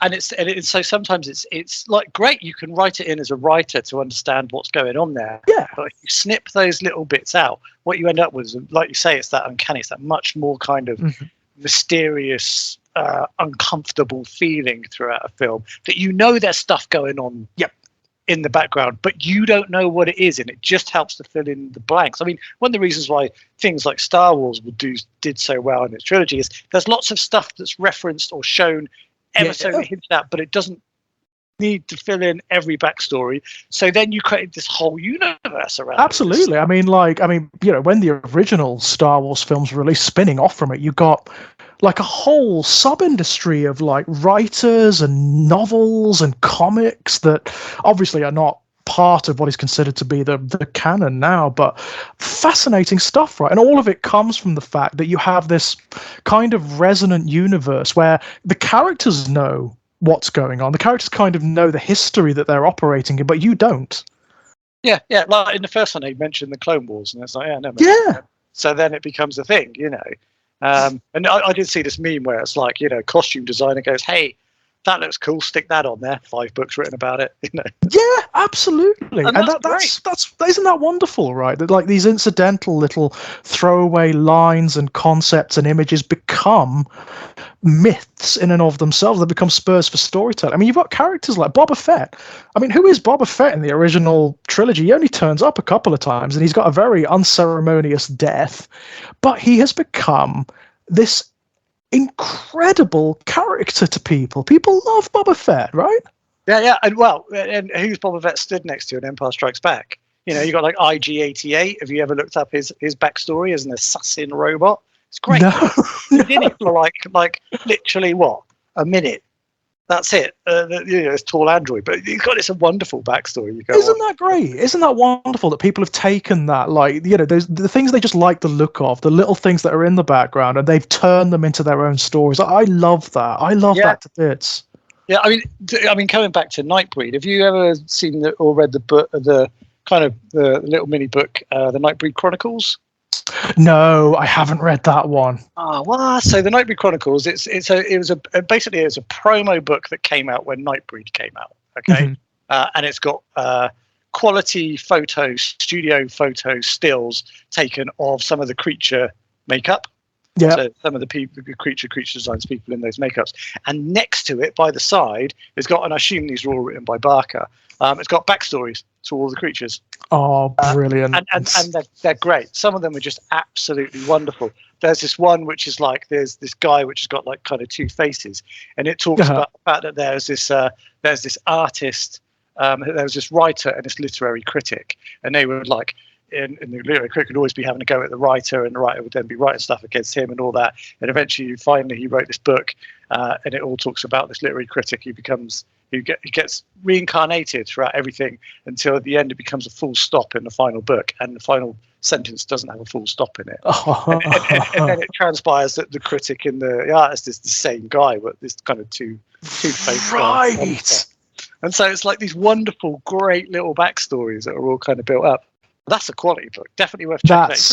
They feel like £7. But I mean, that is something that Nightbreed does very well, actually. It's something Barker does all the time. He often, he does it in all of his work. He throws in these little, sometimes lines or images or concepts that suggest wider mythology, but he doesn't always go anywhere with it. It's just there to be resonant. It's there to sort of spark your imagination and make you wonder, what is this? Where could that be? Could I create something off the back of that? I love that. Give me that all day. I mean, again, it goes back to what we were talking about earlier. It's that argument between refinement of material and resonance, and often the stuff that people call fluff or call redundant is resonant. It's part of the universe. It's part of the world, and it excites imagination, right? Yes, stimulates. That's the point. And so you walk away from it, and you take it with you from that point on. Oh, where does that go? And you then start building these kind of worlds and stuff within you as you go through from it. I mean, I know you're a fan of Weave World, right? Oh my, well, fans a bit putting it timidly, to be honest. I mean, evangelistic about that book. Fantastic. Absolutely evangelistic. It changed. It may sound like hyperbole, but it changed everything for me. It changed who I was. Reading that book was formative. It was like all the lights going on. It was like having LSD for the first time. It was just like all the doors of perception blowing open, and suddenly you come away from the experience a different person. I mean, it's an absolute riot of imagination, isn't it? It's unbridled. I mean, I think in terms of ambition, in terms of ambition of ideas, Imagica is probably always going to be the one that's the most profound. But Weave World is, like you said, it's riotous. It doesn't stop, does it? With the minute it starts, it cascades. The ideas just keep flowing and flowing and flowing, and somehow he doesn't let it get away from him. He doesn't let it unravel. It works. It functions in this very coherent narrative and mythology. I mean, I didn't even know. I mean, when I was 11 when I read Weave World, and I didn't know fantasy could do that. Yes. It just didn't. I don't know why. I mean, it didn't occur to me that fantasy could be like that. So at the time, you were reading fantasy before that? Oh yeah. Oh my God, yeah. I mean, horror before that. Yeah. I mean, I was kind of an early reader. I started reading before I went to school. I read the Chronicles of Narnia. I think those were some of the first real books that I ever read, and stuff like Ted Hughes' The Iron Man and whatnot. Lord of the Rings, obviously. 80s kid, obviously read Lord of the Rings. My mum's a huge Stephen King fan, so she had an entire, still has this enormous library of Stephen King books. So I read all those as well. But Barker did change stuff. I don't know whether it's I know he did for a lot of people because he was so unusual at the time, right? I mean, there really was nobody writing like him, and there kind of still isn't in many respects. But I'd never encountered it before. I just never encountered fiction like his before. And part of it, I mean, definitely part of it now is it is like the queer writer talking to the queer reader, I mean, that's always been like a frisson for me when I've discovered that we can explore this. you can actually do this in horror and in science fiction, you know. Whenever I've encountered like the queer writers, people like Billy Martin, aka Poppy Z. Bright, you know, who was amazing. I mean, absolutely incredible. But Barker was the first one I discovered who was an openly gay man and who kind of spoke to me as a gay man through his fiction, or a sort of putative gay kid at the time. Yeah. I mean, WeWorld for me is very much it's that right sweet spot of like when horror can get fantastical, or fantasy can get horror without going to one way or the other. Absolutely, yeah. And I think that just kind of hits it right on that point. And the one thing, so people talk about WeWorld, about its ideas, about its imagination, which are all great. Yeah. The one thing that I don't necessarily hear a lot of people talk about WeWorld is, and Barker in general with this, is quality of prose. Oh my God, it's annoying actually. I mean, the way he writes is so succinct. In terms, it's economic with his words, like, and like just like the way he describes. God, what's it called? Is it called The Rake? Oh, The Rake. Yeah. Oh, so I just remember him talking about that, and just like those descriptions are so it's so like economic, but it's wonderful with it that it, like you say, it evokes that imagination. And I think that's one thing that people kind of forget, that his prose is actually wonderful. I mean, it's so good actually. It's the kind of thing like it almost makes you want to give up if you want to get yourself. For me, it's the opposite. So what I'll do, if ever I'm sat down and I'm going to start writing, and I've been reading other books to start with, one of the things that I do, I have a really old battered paperback of WeWorld. It's the one I read when I was a kid, so still probably got the Alien 3 sticker back in there, which I use as a bookmark. But I will pick that up and I will sit down for about 20 minutes or so and read pages of it, just randomly in there. And what it does is it kind of resets me back to thinking about how it was that I wanted to write when I was a kid. Because that and Cabal were the books that really made me go, I want to do that, and that's what I want to do. Likewise, WeWorld turned me on to that. I mean, I'd done bits and pieces, in a kid's way, when it's fun before. But WeWorld was like, no, this is it. This is magic, right? There's a kind of strange interplay between form and subject here. He's talking about magic and imagination, and he's doing it as well. Yes, it's part of the product, right? And that's absolutely it. Yeah, that was the point when I really sat down and read. No, this is it. This is like one of the highest endeavors I can possibly put myself to. Yeah, I got to a point where so one of my books even pays homage to the world, I'd say. Because genius pays homage, doesn't steal. Yeah. But yes, but it's opening and closing. My book, The Exchange, and The Exchange in itself is my first attempt at, and it's supposed to be a prequel to something I'm going to write later on, which goes even bigger, at that bringing horror and fantasy together and bringing it into that other world, and it kind of hints at it in there. So much so that, like I say, the start and the end preamble is very similar to WeWorld. So what is it? Nothing Ever Begins? Yeah. Yes. Yeah. It's and it uses that. So the whole point of the theme of my actual book in The Exchange is the fact that there is no start and there is no end to a story. So because you literally are dropped right in the center of something that's happening, and then through the story it unfolds to what has previously happened to get to where you are, whilst the story keeps pushing itself forward. And then even when it gets to the end is like, okay, the end of one part, but it's the start of something else. It's a new beginning, right? Yeah. And you also have that thing like where the story mutates from reader to reader, right? It's going to be a different story for everyone, and then they're going to go away and continue it in their own heads in their own peculiar ways and have their own dreams and nightmares about it. I mean, there is a sort of minor miracle happening there. There's something really, really wonderful happening there.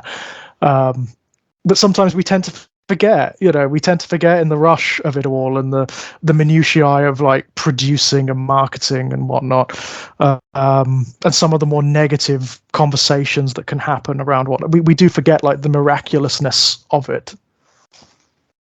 Yeah, we do. But sometimes we are reminded of the wonders and the joys. I mean, you look at the Oscars, which just happened recently, and right, everything everywhere all at once. And what I kept telling everyone, go to the cinema and watch that. After I'd seen it, I was like, you are gonna kick yourself if you don't go to see this.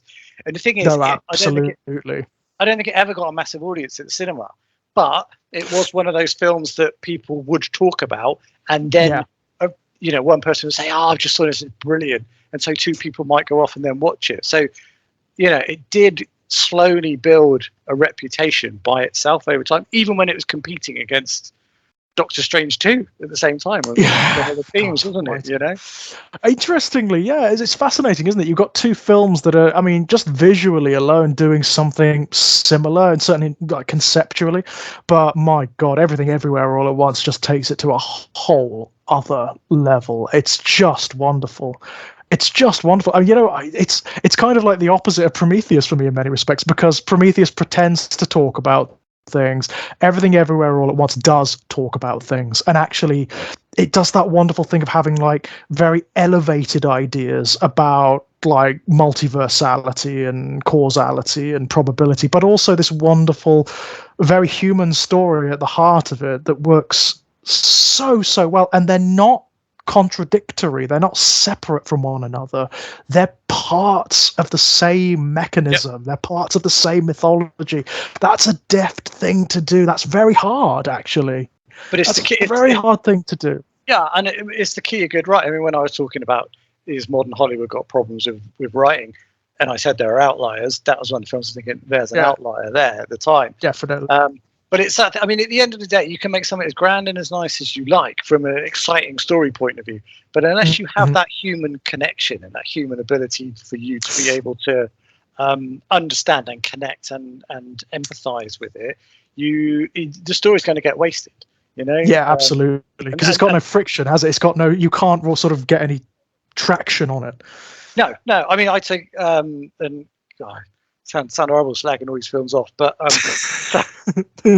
because it's hard. It's hard to make a film, and I understand. Yeah, I've done it. I mean, that's so, it's absolutely true, right? I mean, even like the worst film on earth is a minor miracle in the fact that it exists at all. Yeah, because I mean, you got to write a script, right? Then you got to get all the right people together, and you got to get everything together, and you got to film the thing, and then you're changing it when you're filming it because of like.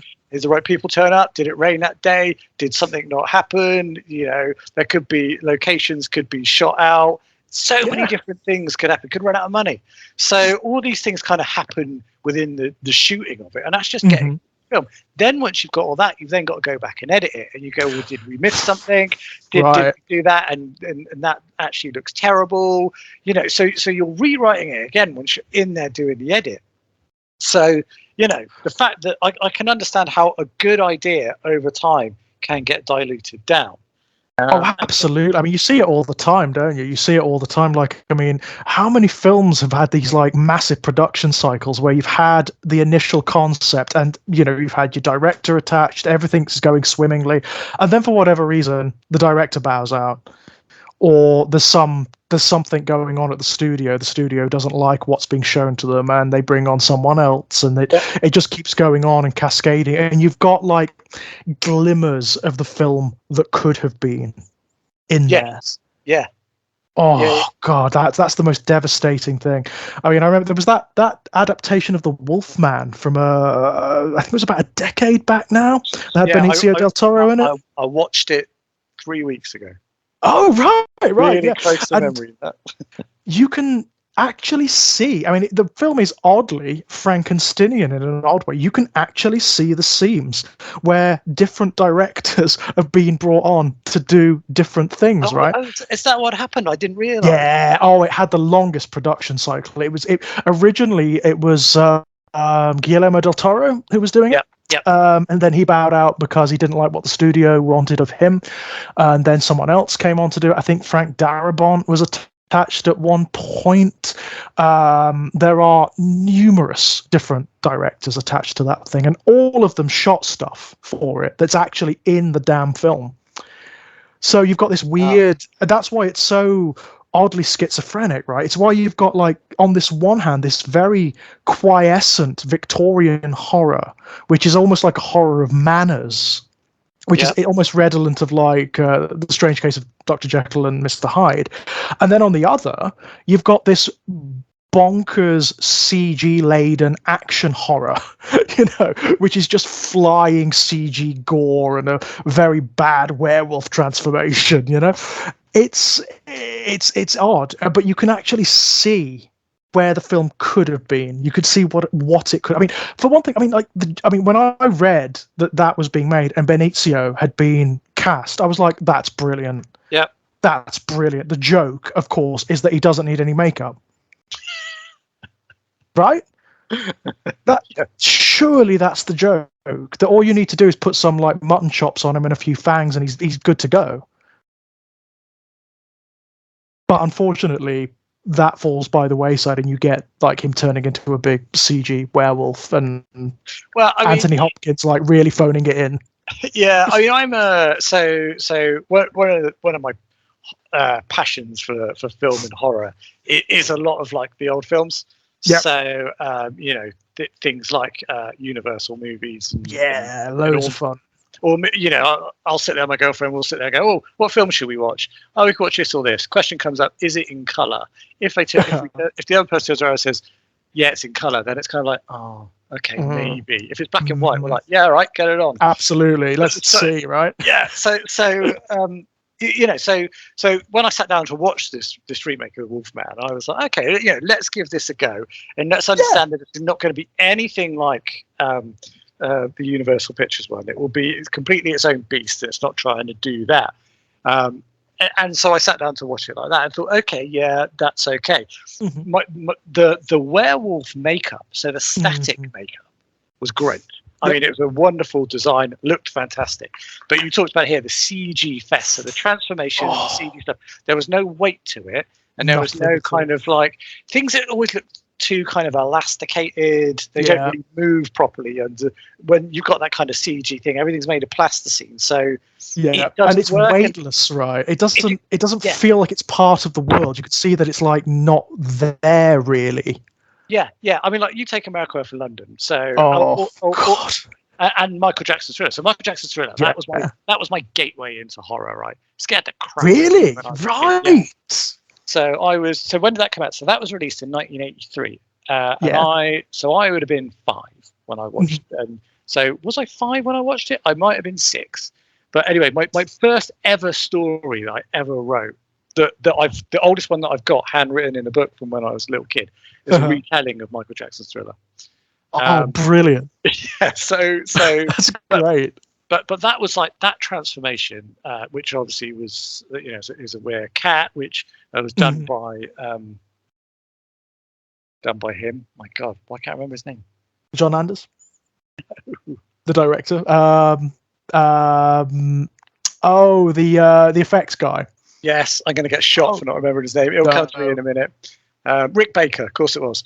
So I mean, Rick Baker did America for London, and he did that. So they're very similar. And the fact is that both of them to this day still look amazing. Because, they do. Because they're real. When things move and things bend, and they become fluid. There's like a sort of lymphy realness to it where they're wet and they sort of seep, and it's like it's fleshy, right?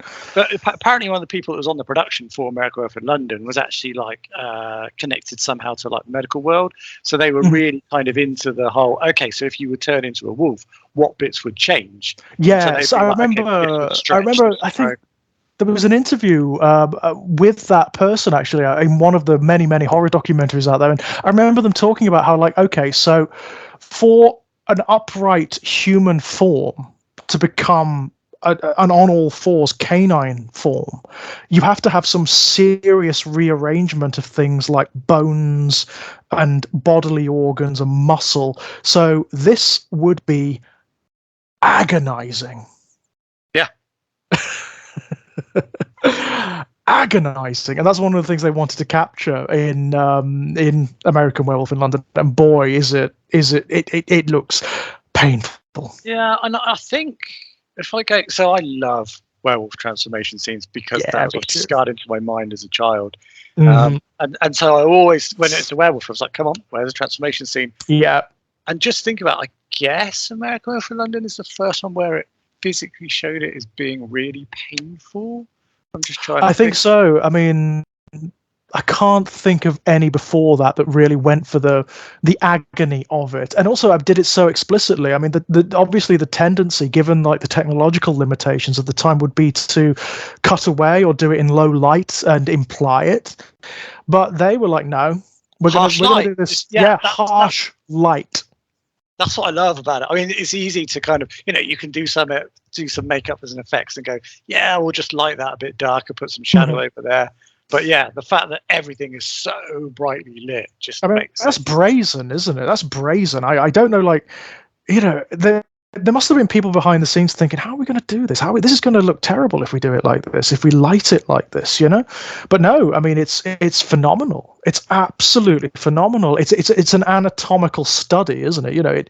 It lingers. That's what gets me about it. It lingers. You see the ear elongating and pointing, and you see the snout, like the skull changing shape, pushing out through the muzzle, pushing out through the front of the skull. It's amazing. I mean, and like you say, it doesn't cut away. It holds it just that long enough. You go, oh, that's actually happening. Then on to the next bit. Oh no, that bit's going on. Whoa.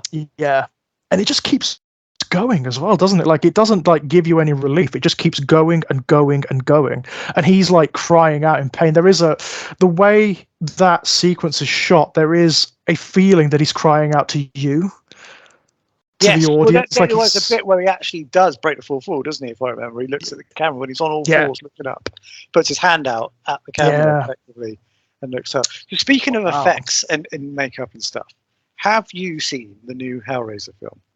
Yes, I have. I liked it. I liked it for what it was, Right, that's interesting. You liked it for what it was. So you just put an instant qualifier in there. So what amazing, right? So not amazing.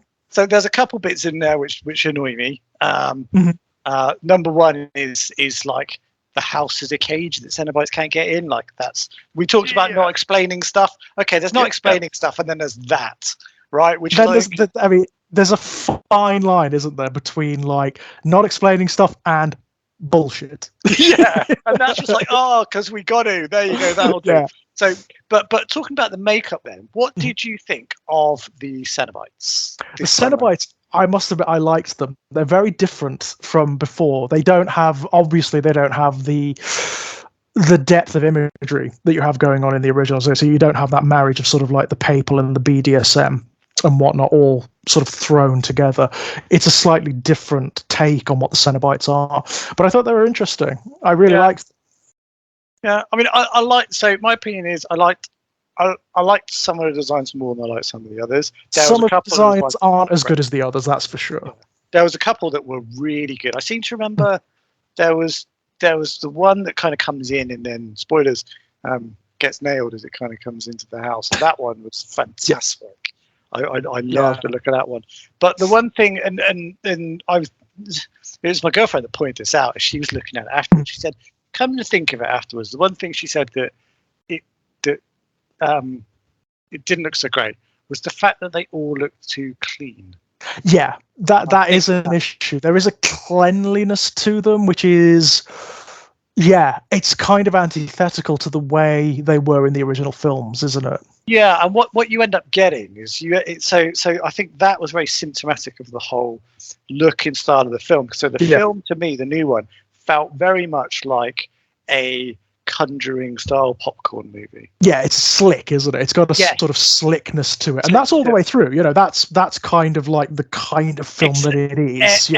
Exactly, it's all the way through. So not just in the creatures, but it's everything about the whole film looks like that. And sadly, I feel that then loses some of its charm. So the joys about the first one, and even the second one, when the second one, I love the second one. Again, flawed, but whoa. But they're in. There's a dirt. There's a because they're indie films. That's not they were indie films. They were shot on budgets. Minuscule. I mean, the first one, even when it had that influx of cash towards the end of production, it's a minuscule budget. Yeah, comparatively so.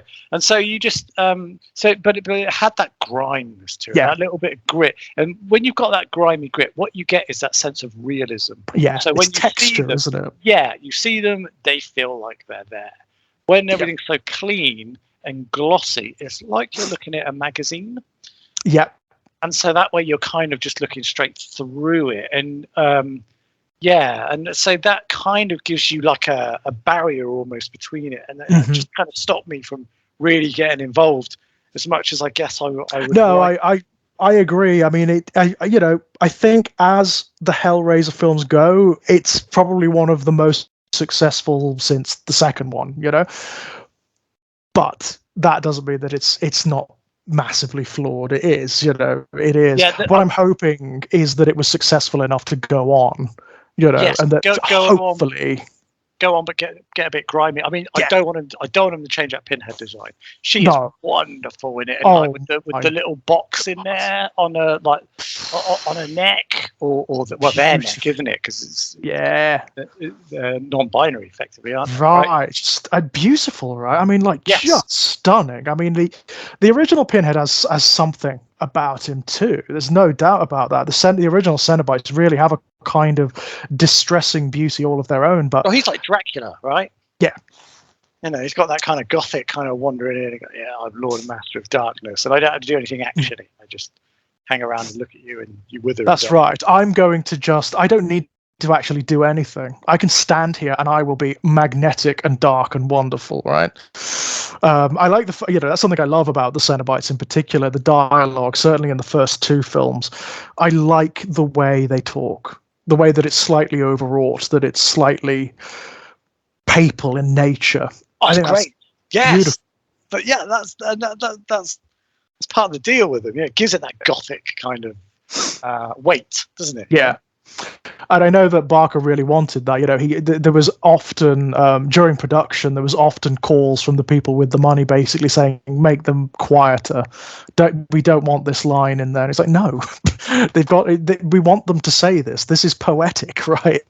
This is what makes them what they are. There was, I know that one of the key lines from the second film the studios wanted to cut was one of Pinhead's first in the entire film, which is when he's summoned by Tiffany for the first time, and he calls the other Cenobites off, and he says, "No, it's not hands." That's right.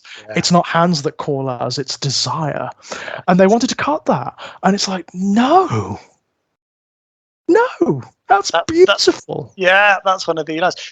So I'll tell you a little story with regards to a very formative part of my childhood, which fits in with a kind of a Barker thing, and that was the year was 1991, and it was a school holidays, and we went to Blackpool, and I always remember that because when we were there, the radio was playing Bryan Adams's "Everything I Do It For You." Of course it was. In 1991, odds on, if you turned on a radio, probably was. Well, by that point, it had been number one, and they said it's been number one for 6 weeks now. And I thought, well, if that had been number one at the start of school holidays, we'd be back to school by now, was my thought.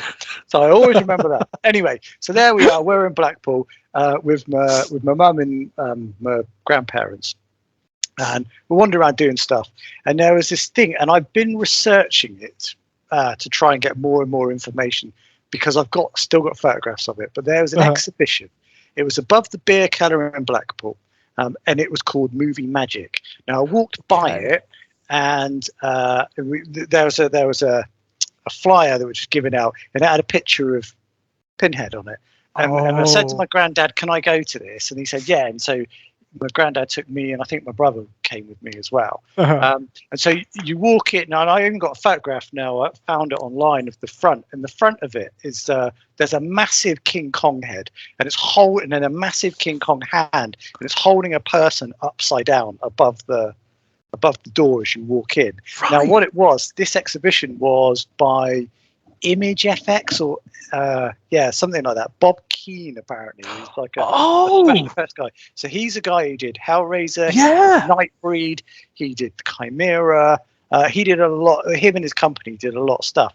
So they walked around this exhibition, and it had all the makeups and models of all these things. Oh my god! To the point where from the original films. From the original films. And there's a stand. So I got a picture of, there's a Vasti Moses, which is the the weird kind of fat guy with the long neck and the head on his belly from Nightbreed. That's Vasti Moses. So there's I've got a picture of him with his model. Next to it, there is a stand with a load of handmade skulls on it, and it says, a sign next to it. It says handmade skulls from the film Nightbreed, £10 a skull. Oh, there is not a single person that so while researching this, the one comment I see is everyone going, "Oh, I remember there was these Nightbreed skulls for sale, and I didn't buy one. I'm gutted." And like all of us are probably thinking that. Absolutely, my god!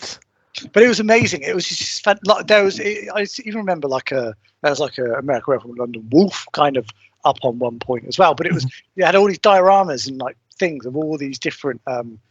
You had Babette. I remember it had Babette in there. The image of Chocolate, which was like the lizardy woman in there. But yeah, it was amazing. Of course, going in to see that stuff from real life, and already being the knowledge of Rick Baker from Michael Jackson's Thriller, I walk away from there going, you know what? I love monsters. It's all becoming clear, actually. It really is. There's a clear picture coming here. It's brilliant.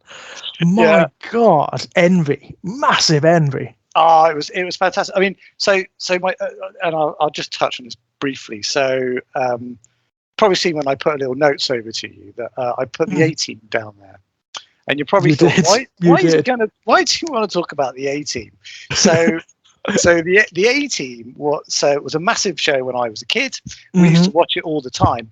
Now, it was always on, wasn't it? Like through the 80s, it was always on. And there was a scene always at the start where it showed the credits, and it would show the people, and it would show Hannibal and Sting. So Hannibal was an actor, right? That's what he did once he left Vietnam. He was an actor, and that's why went in disguise and all that stuff. And it was always kind of this running joke that that when you seen him on movie sets in the A-Team, he would be like doing these crap roles, and a lot of the time he'd go down, and particularly as one where he was like this monster coming out of the sea, right? And it's kind of like, oh yeah, isn't that a rubbish role? See, I didn't see that, right? Yeah, but I didn't see that as a kid as a rubbish role. I thought, wow, look, he's coming out dressed as a monster. That is the most awesome thing ever. I want to be that sea monster coming out. That's my job. That's what I want to do. So that has been my dream job ever since I was a kid. So to be the monster, it's great. To be the monster. So not being particularly artistic in mind, the only thing I could ever do was dream them up in my head and write about them. So that's why I write monsters now. But then as I go through now, we start making films. I'm like, oh, right.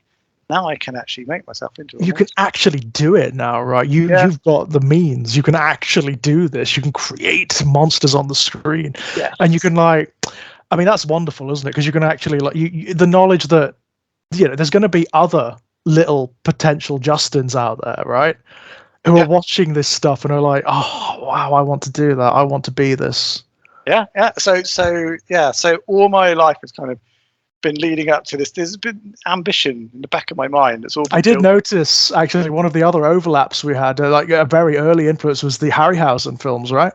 Oh yeah, I mean, that was my first, before horror. It was monsters and monsters. Me too. Horror and the Harryhausen stuff, like the Cyclops design, so iconic. That thing sticks in my head so much. I mean, Clash of the Titans. Clash of the Titans was the one that I remember the most because you had the Medusa, you had the Cerberus, and all that stuff, which is great. But as a film, the better film is Jason and the Argonauts. Jason and the Argonauts, yeah. I mean, we actually did. My colleague Jack Graham and I, we did the Poltergeist with, we did I think it was like a 4-hour talk about Clash of the Titans at one point, and one of the things that I did not know was that like Jason and the Argonauts was like 10 years before Clash of the Titans.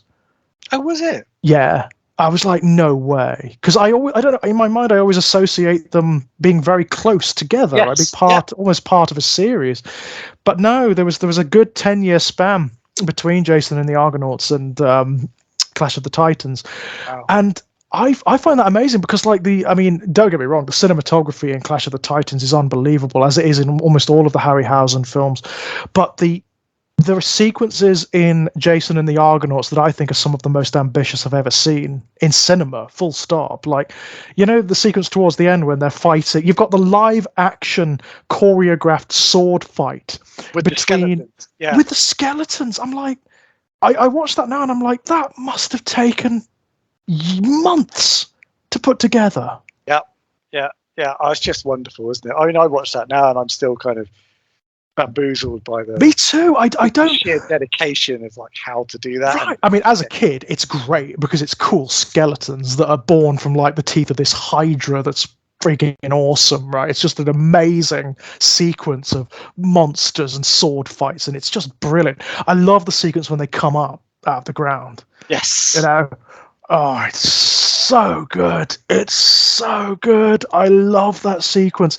That again, I mean, like there's a resonance of horror there, right? It's almost echoing like zombie cinema, Oh, massively. So, well, that scene reminds me of. You ever seen the film Shockwaves?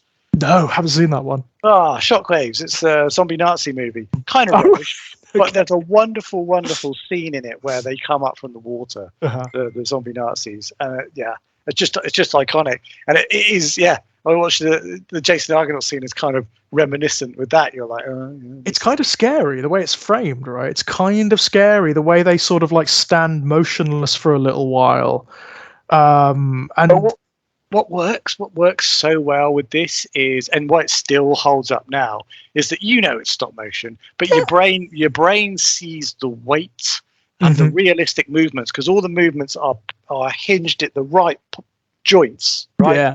For movement. Whereas if that was CG, they'd all be rubbery and wobbly and bending in the wrong place. Too clean, it's just too polished somehow. Yeah, it's absolutely true. Yeah, so your brain is much more forgiving. But if the movement is right, your brain's like, okay, I'm locked in. If the movement is wrong, that's when your brain takes it out. So, but I honestly, watching it as an adult, I just can't believe it. I watch it and I'm like, my jaw is on the floor every single time. I just can't believe you've got actually rather complex sword play going on between live actors and these skeletons that are superimposed over the cell. I can't. It's amazing.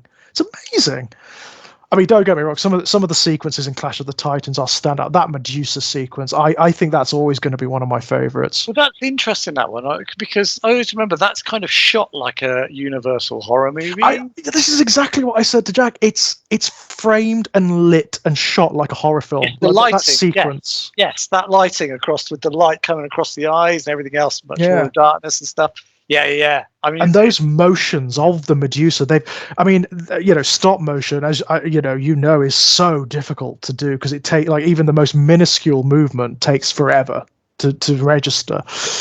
And somehow they've gotten so much character in the way the Medusa moves, the way it sort of drags its bulk across the ground, and you can hear the dragging of the snake tail and the twitching. All the time the snake hairs are going mad. I know, right? I mean, madness. To even conceive of doing that, right, in CG, where every time that thing is on screen, the snakes have got to be moving, so it's always in motion. It's crazy. I don't know. It's amazing. It's amazing, that sequence and that creature. You know what we were robbed? We were robbed of toys from them. I always wanted them when I was a kid. I was like, why can't I have a Medusa toy or a Cerberus toy? I know, right? I know. A range of Clash of the... There must be someone out there now, surely, with nostalgia being what it is, there must be someone somewhere that's making toys of those. Sure. Also, when you're in the Cyclops, that classic, the hooves and the horn on the head. Get that as a big toy. My God, surely. I'd buy it. The Kraken, I would definitely have the Kraken. My God, that would have to be huge. The Kraken in the big iron. God. Oh, Talos. Yeah. Talos. That, I mean, again, another sequence that's shot like with horror in mind, right? Yeah. I always remember finding that really scary as a kid, the Talos thing. Like when it's Hercules, isn't it? It's actually Hercules who comes upon the big plinth that the statue is sat upon, and you hear that horrible sound that it makes when it moves, that graunchy metal sound. And when the camera goes back to it, its head is turned to look at him, and it's like, oh, oh, that's so scary. I love it. Yeah, it's good. It's good quality stuff. I mean, I don't know if you've ever researched or gone back on any of his other films, but I mean, over Christmas time, they had on TV, they had 20 Million Miles to Earth, which I think is one of Harryhausen's first films. So that's one where when you see the image of the creature, you'll really recognise it. It's quite iconic. But it's a wonderful film because it starts off with this creature starts off really small, and then it grows kind of bigger and bigger. It goes to kind of human size, and then eventually grows to like sort of King Kong size. Right. But when it's kind of at that human size, it's wonderful. It's kind of running around and interacting with humans, and the animation, just purely on its tail, the animation is just superb. Wow. I highly recommend you just sit down and check it out. It's shot in black and white. There is a colorized version, but but probably not great, right? Well, apparently it was all like accredited by him. Like when they did it, he was like, yeah, that's fine, but. You know, I'd much rather watch The Thing as it was than the artifact of its time. Yeah, so. Absolutely. I mean, I know that Harryhausen always had a watchword with his monsters, which is it's a character first and an effect later. And you can see that, right? I mean, the creatures are framed and written as though they are characters in the film. Yeah. And that gives them a certain verisimilitude as well. It makes them feel sincerely part of this world rather than just being an effect sequence. Yeah, and that's important. That's the thing that we grasp hold of. We understand, you know. Yeah. So that's why we can be terrified by them, or we can show empathy and sympathy towards them when they're like, "Oh, don't kill it." Oh, absolutely, yeah. I mean, there is for a lot, certainly for a lot of the Harryhausen monsters, there is a certain there's a melancholy when they're destroyed or when they die. I mean, you have to bear in mind with Medusa, she's not really doing anything. You know, that's her home.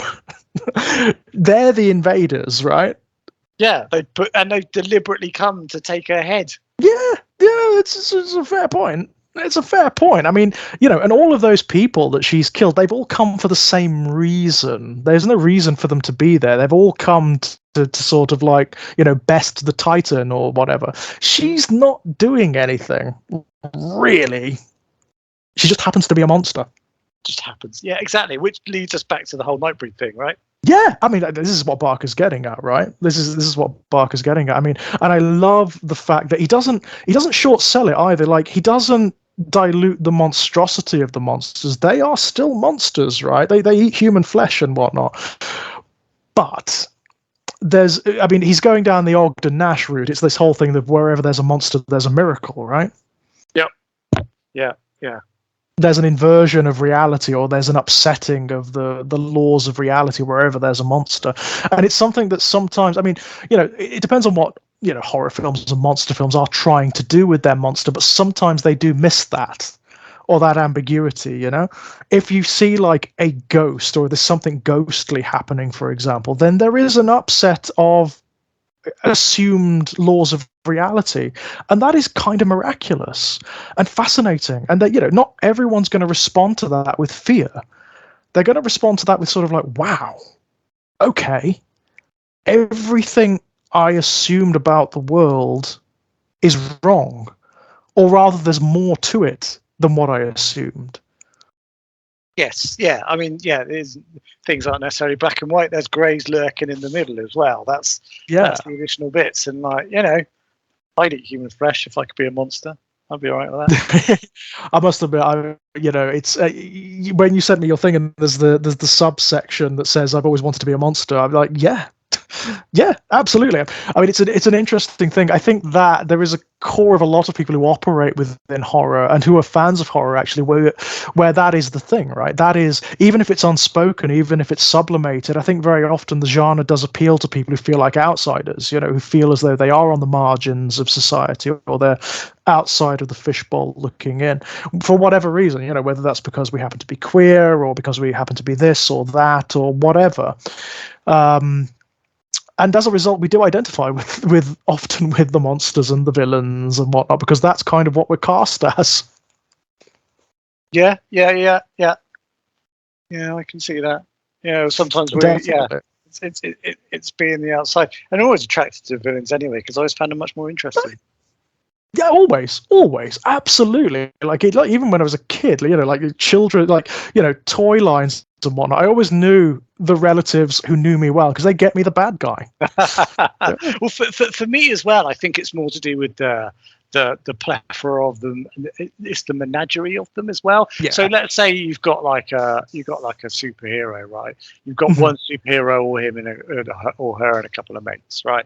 But then you've got this plethora of bad people in there. Yeah. Because the villains are always they're so different and varied and interesting, and it's that menagerie of difference which Absolutely. I always kind of love. I suppose the classic is going to be Batman in that regard, right? Because Batman just has like the best rogues gallery ever. Yeah, and it falls into the same way as like falling into horror. So I was kind of would look at kind of my superheroes and stuff in that turn, but then. For me, when I fell in love with horror, one of the things was horror was the first thing really where I understood what a genre was. Yeah. So, I remember picking up things like, so there was a comic that ran, you said you were born in 84. I was. So the year that you were born, there was a comic that ran for a while called Scream. So it was a weekly comic which came out and then stopped. And then for about 4 years after, so 85, 86, 87, 88, 89, I think. They did a summer. Quite a good run, really. Well, the comics were weekly for 84, and the rest they released one summer special. So not quite as good. No. But it was absolutely fantastic comic, and it really kind of it turned me onto a lot of different types of horror. Here's a werewolf. Here's a vampire. Here's Dracula. Yeah. Here's a computer. In fact, actually, the 13th Floor. Which was a comic strip in there, directly inspired my first book, Terabyte. Oh wow! Yeah. So, but it was from reading these, and you'd also get crosswords puzzles in there and stuff like that, which would talk about things like horror movies. You'd have to look up, the answers would be like Carrie and Christine. Stuff like that. So then I was like, oh, okay. So this is horror. Horror is a group. Horror is a genre. Yeah. And it felt like a kind of a club, a dark club of the illicit, which I then wanted to be part of. So fascinating. So it was sort of part of it was part of your education about the nature of fiction, right? About what media is and the way it sort of categorizes itself. Yeah. So I had that, and then from that I've got this book which I picked up from is published by W.H. Smith's. So it's one of those books, and it's called Monster and Horror Movies. I still own that book, and I picked it up. Wow. Hey, I love monsters, right? But then it goes through the decades, and it's got photographs and stills from things like Rosemary's Baby and Night of the Living Dead, and an Alien. In fact, it goes all the way up until the 80s. Because that's how old the book is, right? I must have bought it in this is 84, so probably 85 or whatever. But I read that cover to cover, and again, I just started to consume all these ideas of like what the scope of the genre could be. Yes. But then also, I was pulling in the understanding of like the decades that films were made in, and then the way that the horror movie would change over the decades. Yeah. Like these iconic stills that would be stuck in me, like the image in Night of the Living Dead of Dawn of the Dead of like the meat cleaver going through like the zombie's head. That's very clear there. And, all these kind of images would be, because when you're a kid, you don't just read a book, you kind of obsess over a book. That's right.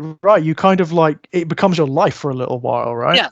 Yeah. You read it, you look at it, you read it, you look at it, you look over stuff again and again. So this was all the stuff that then I could understand. So that became my love of horror movies, even though I couldn't see them. and it became my love of horror as a genre and the things that could fit within it. Oh, that's really fascinating. So you were getting like your own almost like impressions of what these films could be before you'd even seen them, just from like the names and the photographs and whatnot. That is fascinating. Yeah, and that used to go for so we used to, video rentals was big in the 80s, and so you used to weren't they just and you used to get private video shops, right? So you go not private as an adult, but as in private as in they were just run by people. They weren't blockbusters. Chains, absolutely, right? This is I mean, I'm sure, like, some of the younger audience members out there, they get sick of hearing us talk about this, because I talk about this a hell of a lot on this channel. But and those of us who are like kids in the 80s, we talk about this quite a lot. But the independent video rental stores were a phenomenon. They came out, and they were gold mines of these people. They were just like, it was Aladdin's cave, right? And what was the big thing about it was that, like, especially a lot of the Hollywood people didn't put all their old movies onto video because they didn't trust the market that much. Didn't really understand it. So what you ended up with was a lot of independents would put stuff on video, and you get a lot of genre stuff, particularly horror. Kind of thing. Horror on VHS was like, that's where it made itself, isn't it? Very much so in the 80s. That's where it was a lot of the time. I mean, and you manage, we were talking earlier about a lot of films from Italy and from Spain and whatnot. This is where you saw them. This is where you learned about them a lot of the time. Yeah, so we go into the video shop in, like, my parents didn't watch horror, so they weren't really like horror fans as such. But we go into like rent a video or whatever, might be the Karate Kid or whatever, but I would still sat there and just be scanning the covers of all the horror ones, the ones I'd not able to see, and those covers would fire up such an imagination. I'd make stories out of them. Exactly that. I mean, and they were so evocative back then as well, because they were all hand painted, right? Yeah. I mean, I always turn around and think, like, the cover to Scanners is amazing, because that scene never actually happens in the movie. Well, this is the thing. I mean, I remember so many of those covers because I saw them when I was very young, and they kind of, how things do when you're that impressionable. They sear themselves into your imagination. But a lot of the time they were very symbolic, so they involved things that were not actually in the films per se. Or made them look better. Like the special effects rubbish, but if I paint it up in this lovely painting, it looks like this. So, and people will buy it or rent it on the basis of that, and we did. We did. But that, so I'd look at those, and they would fill me like, oh wow, this is amazing. And these weren't necessarily like the same films that I read in Monsters and the Horror book, because those were kind of more classic stuff, and this was a bit more, independent, kind of grimy. Maybe in some instances, kind of a bit more low rent, right? Exactly that. But then from there, so I really loved it again from there. But again, couldn't see them, wasn't old enough, couldn't rent them out. So what happens then? Well, what happens then is how am I going to read, or how am I going to? I read the books. Of course. So this is really what got me into. I was always reading anyway. But the fact is that I wanted to. The Exorcist was banned, so I got to pick up The Exorcist and read it. Right. Of course, right. Of course you are. Yeah, the wonderful stills and images of Nightbreed that I was seeing. Well, I'll pick up Cabal, and that's the reason why I returned onto the writings of Clive Barker. Because was that your first one? Was Cabal the first one you read? Wow. Hence why it's the one that I love the most. Yeah, of course. And probably my most read book, to be honest, I think. But yeah, and so and that was what kind of, it's not being able to view these things in one way. Then I'll get them in another. Huh? Yeah, and so then I was able to pick it up and understand. I mean, The Exorcist. I read that when I was 13. Wow. Because there's no there's no age limit on a book either, which was wonderful. That's right. You could, and of course a lot of those, I mean, a lot of the films that were not derived from books had novelizations. Yes, yeah, absolutely. They did. It was a big thing at the time. It was huge. I mean, I remember reading the novelizations of Halloween and all sorts of stuff when I was a kid. Yeah, and so you go in and pick those up. I mean, The Exorcist I didn't watch until it was finally released over in, was it 2000? God, that was a while. Yeah, it was quite, I mean, like historically, it was quite recent, wasn't it? Yeah, well, That's a long time ago now, George. I know. I'm aware. But yeah, but I mean, so all that route of like understanding what genre was and then being fallen in love with the horror meant that then it led me into really delving into the horror literature as well. Yeah, of course. It was a good time to do it as well, right? Because it was explode. Thanks to Stephen King, of course, it was just exploding at that time. Yeah, I mean, the covers of the books were almost fun as like covers of the rental. They were so good. I mean, you know, my mum is a horror fan. I mean, she's the one who got me into it, you know. So she had all of like the Dean Koontz books from that era. She had all the James Pattersons that had been reprinted. She had all of the Lovecraft stuff that had been reprinted. King stuff. She still got all of them, you know, from the 80s. So yeah, the covers are amazing from that era. Oh yes. Yeah, and it's joy. I mean, that's one of the things So one of the things when you look at, say, modern horror now, sometimes I feel like horror has tried so hard, particularly horror literature, has tried so hard to so hard to prove that it can be respectfully a genre within its own right. Yes. And it's respectable and okay to do it. That sometimes I feel like it's lost its joy of the roller coaster ghost train. And also, I mean, like through that, it becomes slightly accommodationist, doesn't it? It loses its teeth a little bit a lot of the time when it tries to sort of prove that it can stand amongst sort of like genres that are considered more serious or more adult or more mainstream or whatever. It loses its counterculture quality. More intellect. I mean, there's nothing wrong with intellectualizing something. There's nothing wrong with like good thought behind it. Don't get me wrong. I mean, like, you know, pretty much everything I've ever written, and I didn't even know this was a term until I read a review of my first short story collection. But somebody described it as literary horror, and I was like, well, what does that mean? Yeah, I mean, I understand. I understand what they're getting. I always find that term kind of odd because it's like surely all books are literature. Exactly. That was my response. That was my reaction. I was sort of like, I don't really understand the distinction between what I think they're trying to describe within that is what was kind of termed as kind of like quiet horror, subtle horror. Yeah, much more kind of along those sort of lines. Which, you know, using it as literary, I guess, because it's taking away from pulp horror.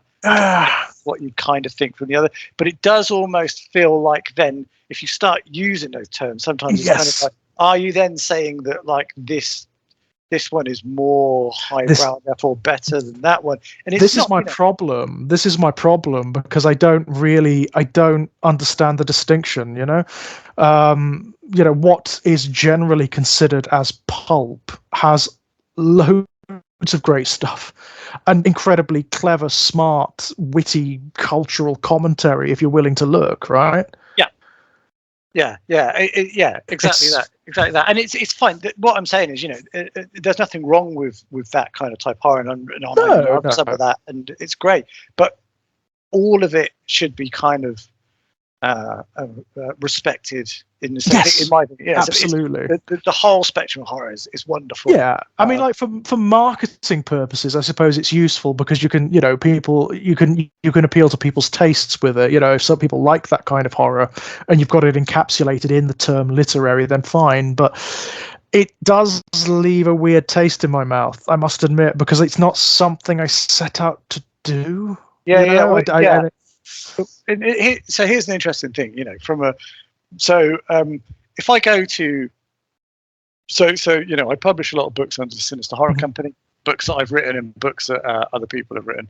So if I go to a book convention, a lot of the time, if I go to strictly a book convention, I'm going to sell the books which are going to be called, which would be classed under literary horror. So they're the more kind of sort of subtle ones, the ones that like, and people will know, oh, that person writes like that, or, you know, so I take up. So that kind of breeds and encourages that kind of sort of product. Okay. Right. And that's fine. That's great. I will sell some of the others in the other styles of it, but predominantly it's going to be the ones that are considered a bit more highbrow. Now, is that right? Is that like yeah? But if I go to a horror convention. Yeah. So like a horror, not a book convention, a horror convention. So Yes. I go to a horror convention, or I go to a sci-fi and fantasy convention, or I go to a comic con with my books, my Sinister Company books. There, I'm not selling very much to writers, because that's the thing. So in a book convention, you're very often selling to, mainly you're selling to other writers. Right. Or editors or publishers, but they're very much, they're very much into the kind of linguistic side. When you're selling it directly to a horror reader themselves, they can pick up those books as well. But I might sell more of what would be considered the more kind of pulpy side of stuff, as it were. And you know the easiest way to sell them? I can turn around to somebody. I can say, that one's going to fuck you up. That's horrible. That's going to disgust you. That one. They're right. Works on me. Yeah, works on me. And that's the thing. It's like horror can be about that, and that's fun, and that's the roller coaster. Right, there's clever stuff in it, but you had Jonathan Butcher on, didn't you? A little while back. I certainly did. So he wrote a book called What Good Girls Do, which I published. Yes. And that's one that I can sell on I take it to conventions, and I'm like, right, I can't recommend that book to you because it's horrible. It is. And then I warn them and I say, look, trigger warnings and stuff. There's a whole load of stuff in there about sexual abuse and that. Yep. And so don't open it if that's going to do you off. So, no, that's fine. Okay, cool. If you think you can read the first couple of lines, see what you think. And then they do it. I'm like, and then it's like, right, sold. Yep. And so there is a big market out there for that for people. So, but the reason why I kind of bring this up on how it's noticed is I don't necessarily see those kind of books ever being acknowledged so much in awards as much. No, you're absolutely right, and it's interesting, isn't it? It's almost like it's too horror, isn't it? It's almost like it's too much in the grindhouse, And there's a certain snobbery that happens there. It's odd. Yeah, and it's strange because the people that wouldn't necessarily pick up those books will turn around and sing the endless praise of, I don't know, The Mutilator or like some other grindhouse schlock. Yeah. So it is kind of sort of interesting on the two fronts of that. And I say I think that people will. I don't know. I don't know if the trend will swing and awards will start looking at those things as we go back to the Oscars. Well, the Oscars has just been creeped over on a film which has had kung fu fighting with dildos in it. Absolutely, yeah, and it's like it's the best thing ever, right? Exactly. I just the deviance of it, like the subversion of it, because there is a tendency. I mean, the Oscars are a really good example because there is an entire genre which is Oscar bait, right? And we know what that means. People out there will know exactly what that means. It's those films that come out in the run-up to the award season, which are always about usually someone who's faced some difficulty in their lives but becomes a paragon of this or that, despite or because of, and they're often framed in a very particular way and they're shot in a very particular way, and they are designed to win awards, right? Yes. That's how formulaic it is. That's how predictable it is. They are designed to win awards. Yeah. When something like this comes up, it's let's be honest, it's a genre piece. Yeah, right. I mean, it's like, it reminds me of when The Return of the King swept them back in, when was it? Like 2000 and something. Yeah. Oh God, so long ago. Yeah. It was a bit of a shock, right? I mean, everyone knew it deserved it. Yeah, exactly. But you wouldn't think, would the people kind of look into this? And that's what's kind of, that's what's nice. So my point on all this is effectively like horror books in all your forms and all your genres, from literary horror, so-called, to pulp horror, grindhouse, so-called. I salute you in all your terms, and I really hope that the awards people can kind of just, I don't know, the panels can just perhaps be a bit more open. It's tough. Yeah, absolutely. Or maybe they could just be a bit more ironically diverse about it, and just accept the different forms that are out there and the different types of appeal, rather than just saying, no, this is somehow superior. Yeah, yeah. I think a lot of people do. It's just the awards don't seem to reflect that all the time. No, from my no, point of you're view. absolutely right. You're absolutely right. It's like it's almost like there has to be a prescribed type of appeal for them to qualify, and that's it. You know, they have to operate within these particular parameters, and that is not, by the way, to denigrate any of the stories that have won these awards, because, like, you know, some of Yeah. them are friggin' amazing. I mean, I had Laura Marrow on a couple of my shows, and oh my god, her work, fucking hell, Oh yeah. I mean, it's she's fantastic. oh my god. I read her short story collection. Um, oh, it was so bloody good. It's like I was like, no way. When I was reading it, I was like, no way. This is like, it's a bit like discovering Barker again. You know, it's frigging amazing. Yeah. I mean, she's good. Have you ever read Georgina Bruce? Yes. Oh my god, this House of Wounds, bloody Yes. Yeah, Nora. that as a short story collection is just Yeah. it's crazy good. It's so original and it's prose. Yeah, there were three. There was Laura Marrow, there was Georgina Bruce, and there's Priya Sharma. And I read all three of their short story collections. I bought them all at once, you know, and had them all come in one package. And it was like, oh my god, this is like discovering like the Trinity. This is unbelievable. It's like a religious experience. That's amazing. Have you read any Tracy Fahey? Yes. Oh my god. Yeah. Amazing.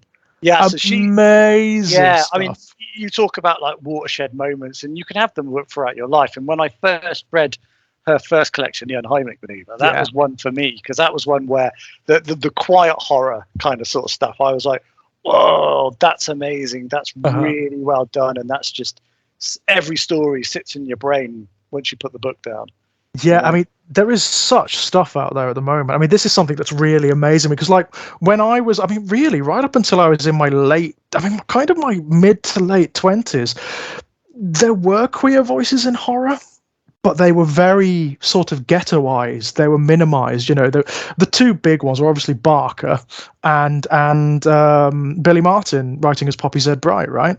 Yeah, that was pretty much it. There were others, but there were very few who wrote about, like, who were open and out and who wrote about the experience of being queer. But now there is this explosion, and not just from my particular tribe. There's voices from all over that have never really had the same prominence before, and it's almost like an embarrassment of riches. There's so much that I want to read, you know, that I've got, like, either as physical copies or on my Kindle, that I just cannot wait to get to. And it's good stuff. It's voices that have never been heard before. It's stories that have never really been told in this genre before. And it's incredible. It's wonderful, isn't it? That the platform is now open, and people are encouraged, and people are being published so that we can see that. And yeah, it's people coming from, like, different backgrounds, different viewpoints, and also it's the one good thing, I think, one good thing about the genre itself as well is over the years it's kind of also nurtured that thing of saying we do want to hear from different voices, and we do want to hear the exploratory of those things, and so it is encouraged, and that I think is great, because it also gives people the courage to write from those voices and viewpoints, because it might be before people could go, well, you know, I really want to write, but I feel I have to write about this or a bit like this because that's what sold before. Totally. I mean, it's a weird thing. It's a really strange thing. But, like, I didn't know, for example, that you could write about being a gay man in horror. That didn't occur to me until I encountered, like, people like Billy Martin, aka Poppy Z. Bright. You know, it just I just assumed, because that's how all the literature I'd ever read was, that you had to write about, like, it had to be heteronormative to some degree. You know, you could have gay characters maybe, but you couldn't have a gay character as the protagonist. You know? It just didn't occur to me. And now you can, and now you feel more. I mean, you feel so comfortable in kind of doing that. Oh God, it's like, it's a viewpoint. It's like, yeah, okay. I mean, I've in some of my own short stories, I'll sit there and kind of go, So I'll have sort of main characters that are gay, mainly because I just want to be in that headspace and explore it. Right, which can only be a good thing. It can Yeah. only be a good thing because it means that that we're understanding one another a bit more, right? People, our experiences of the world and the relationships and the way we operate, right? It can only be a good thing. I think that's wonderful. I mean, it's amazing to me. I still, as someone who, because I was born in the 80s, so I missed a lot of the really bad stuff. I missed a lot of the really bad stuff that afflicted our community. But you still, I mean, obviously grew up through the 90s, so entrenched homophobia was still a thing. But it's amazing. It's still now. I'm kind of speechless that we're here. That we can have these conversations, and that I can just casually go over to Amazon or wherever and buy a collection of science fiction stories by trans men, right? Yeah, I love that. I think that's incredible. I mean, this is one of the joys I think that has come out from the whole ability of the rise of the small press. Yes. So the ability not only to produce the books, which is whether that's paperback or Kindle, which that is a relatively low bar of entry to be able to do that. But then also the distribution networks, which have come in with places like Amazon or like things like Ingram Spark, etc. So you can then sell the book. So what you end up with is you end up with a low bar of entry, so you can flood the market. But what it does mean is that there's a lot of small presses out there that are willing to take chances that bigger publishers wouldn't, and for various different things, whether that's like story content, minority type voices, whatever it is, they think, oh, I want to do that. People can just get off their butt and do it. And get it out there to a wide audience. And if there's an audience out there, they can pick it up, they can find it, easily search for it without having to run around a bookstore. Bang, they've got it. So that is one of the great things, I think. I'll be honest, I mean, all the most interesting stuff I've read in genre fiction over the last 10 years has come out of either the small press or the self-published arenas. It really has. It seems to be where all the interesting stuff is happening. It's where all the risks are being taken. That's it. And it doesn't always pay off, but when it does, you are seeing stuff that has never been done before. You're seeing stuff, you're hearing voices that have never been heard before. And that is exciting. Wow. It's like we talked about with the film, that whole, creative joy, and just being able to go, right, I want to create this, I can do it. Like you say, sometimes it doesn't pay off, and sometimes it does. And when it does, it really does, right? Yeah, and it's been going on now for, this has been operating for at least 10 years, I think, if not a bit longer. And what you're starting to see is people are like, you get people who are influenced by people. You talk about influences, and everyone would say King, everyone would say Barker. Some people might go Hudson, Coontz, all those sort of people. Shirley Jackson might get mentioned, but you kind of it's all the old writers. But you talk about it now, with 10 years on, and you might hear people talk around and say, "Oh, I've been influenced by Tracy Fahey, by Kit Patler." Yeah, right. By Matt Shaw, right? Yeah, by Matt Shaw. These people are coming through. I mean, on my bucket list was to inspire. I'd love it if I could inspire someone to write. Well, I know that there is a book out there that exists, and one of the reasons they've been out there and written it is that they picked up my book upon waking, read it, and went, "Oh yeah, I want to have a go at doing that." And that's brilliant. So it's nice to see that the credibility within a genre is it pushing things forward, and is it inspiring people? And that's wonderful, isn't it? I mean, there is, much as I will always love that, that particular block of writers, the 80s writers and whatnot, who were so significant in establishing what the genre is, and have also expanding its boundaries into new contexts. It's lovely to see other generations cropping up, right? Yes, yeah, absolutely. I mean, I love it when I'm sat there selling my books or other people's books I published to teenagers. Oh, brilliant! And you're just like that. Yes.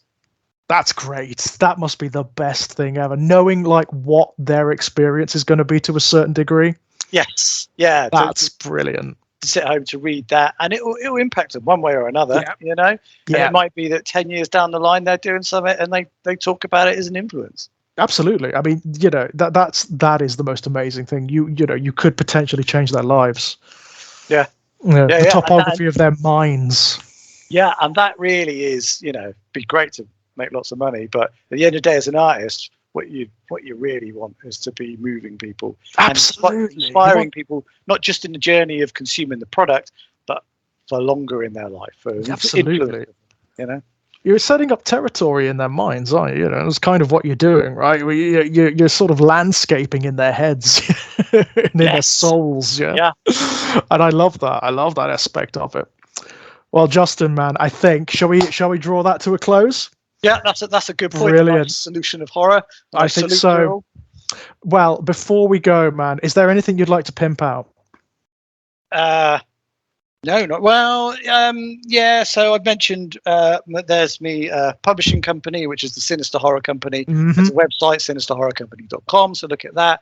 I write books under the name of J.R. Park Horror Books, so you can check those out. Also, check out Purgatory Pictures. You'll find us on Facebook, and that's where we make low-budget horror movies. We've done, about 7. It's quite a few now, isn't it? So far, yeah. And we're currently in the process of filming a anthology series called GPK GoPro Killers, which is found footage movie, but it's extreme horror found footage. I've seen a bit of that. It's yeah. You saw the first cut of the first bit, didn't you? I did, yes. Brutal, isn't it? It really is, yeah. Wow. The stuff that's done to Matt Shaw's penis, I mean, wow. And that's so true. That's yeah. Amazing. Wow. But links below to all of that, by the way, guys. As for myself, as per usual, you can find me knocking about here on the Exaggerated Elegy channel, where there's going to be lots of podcasts and video game let's plays and stuff like that, which I do kind of for a hobby in my spare time. You can find links to all of my published works over at strangeplaygrounds.com. And if you fancy a chat, you can come and natter to me over on Twitter at Enigmatic Elegy. Justin, man, that was great. Thank you so much for being on.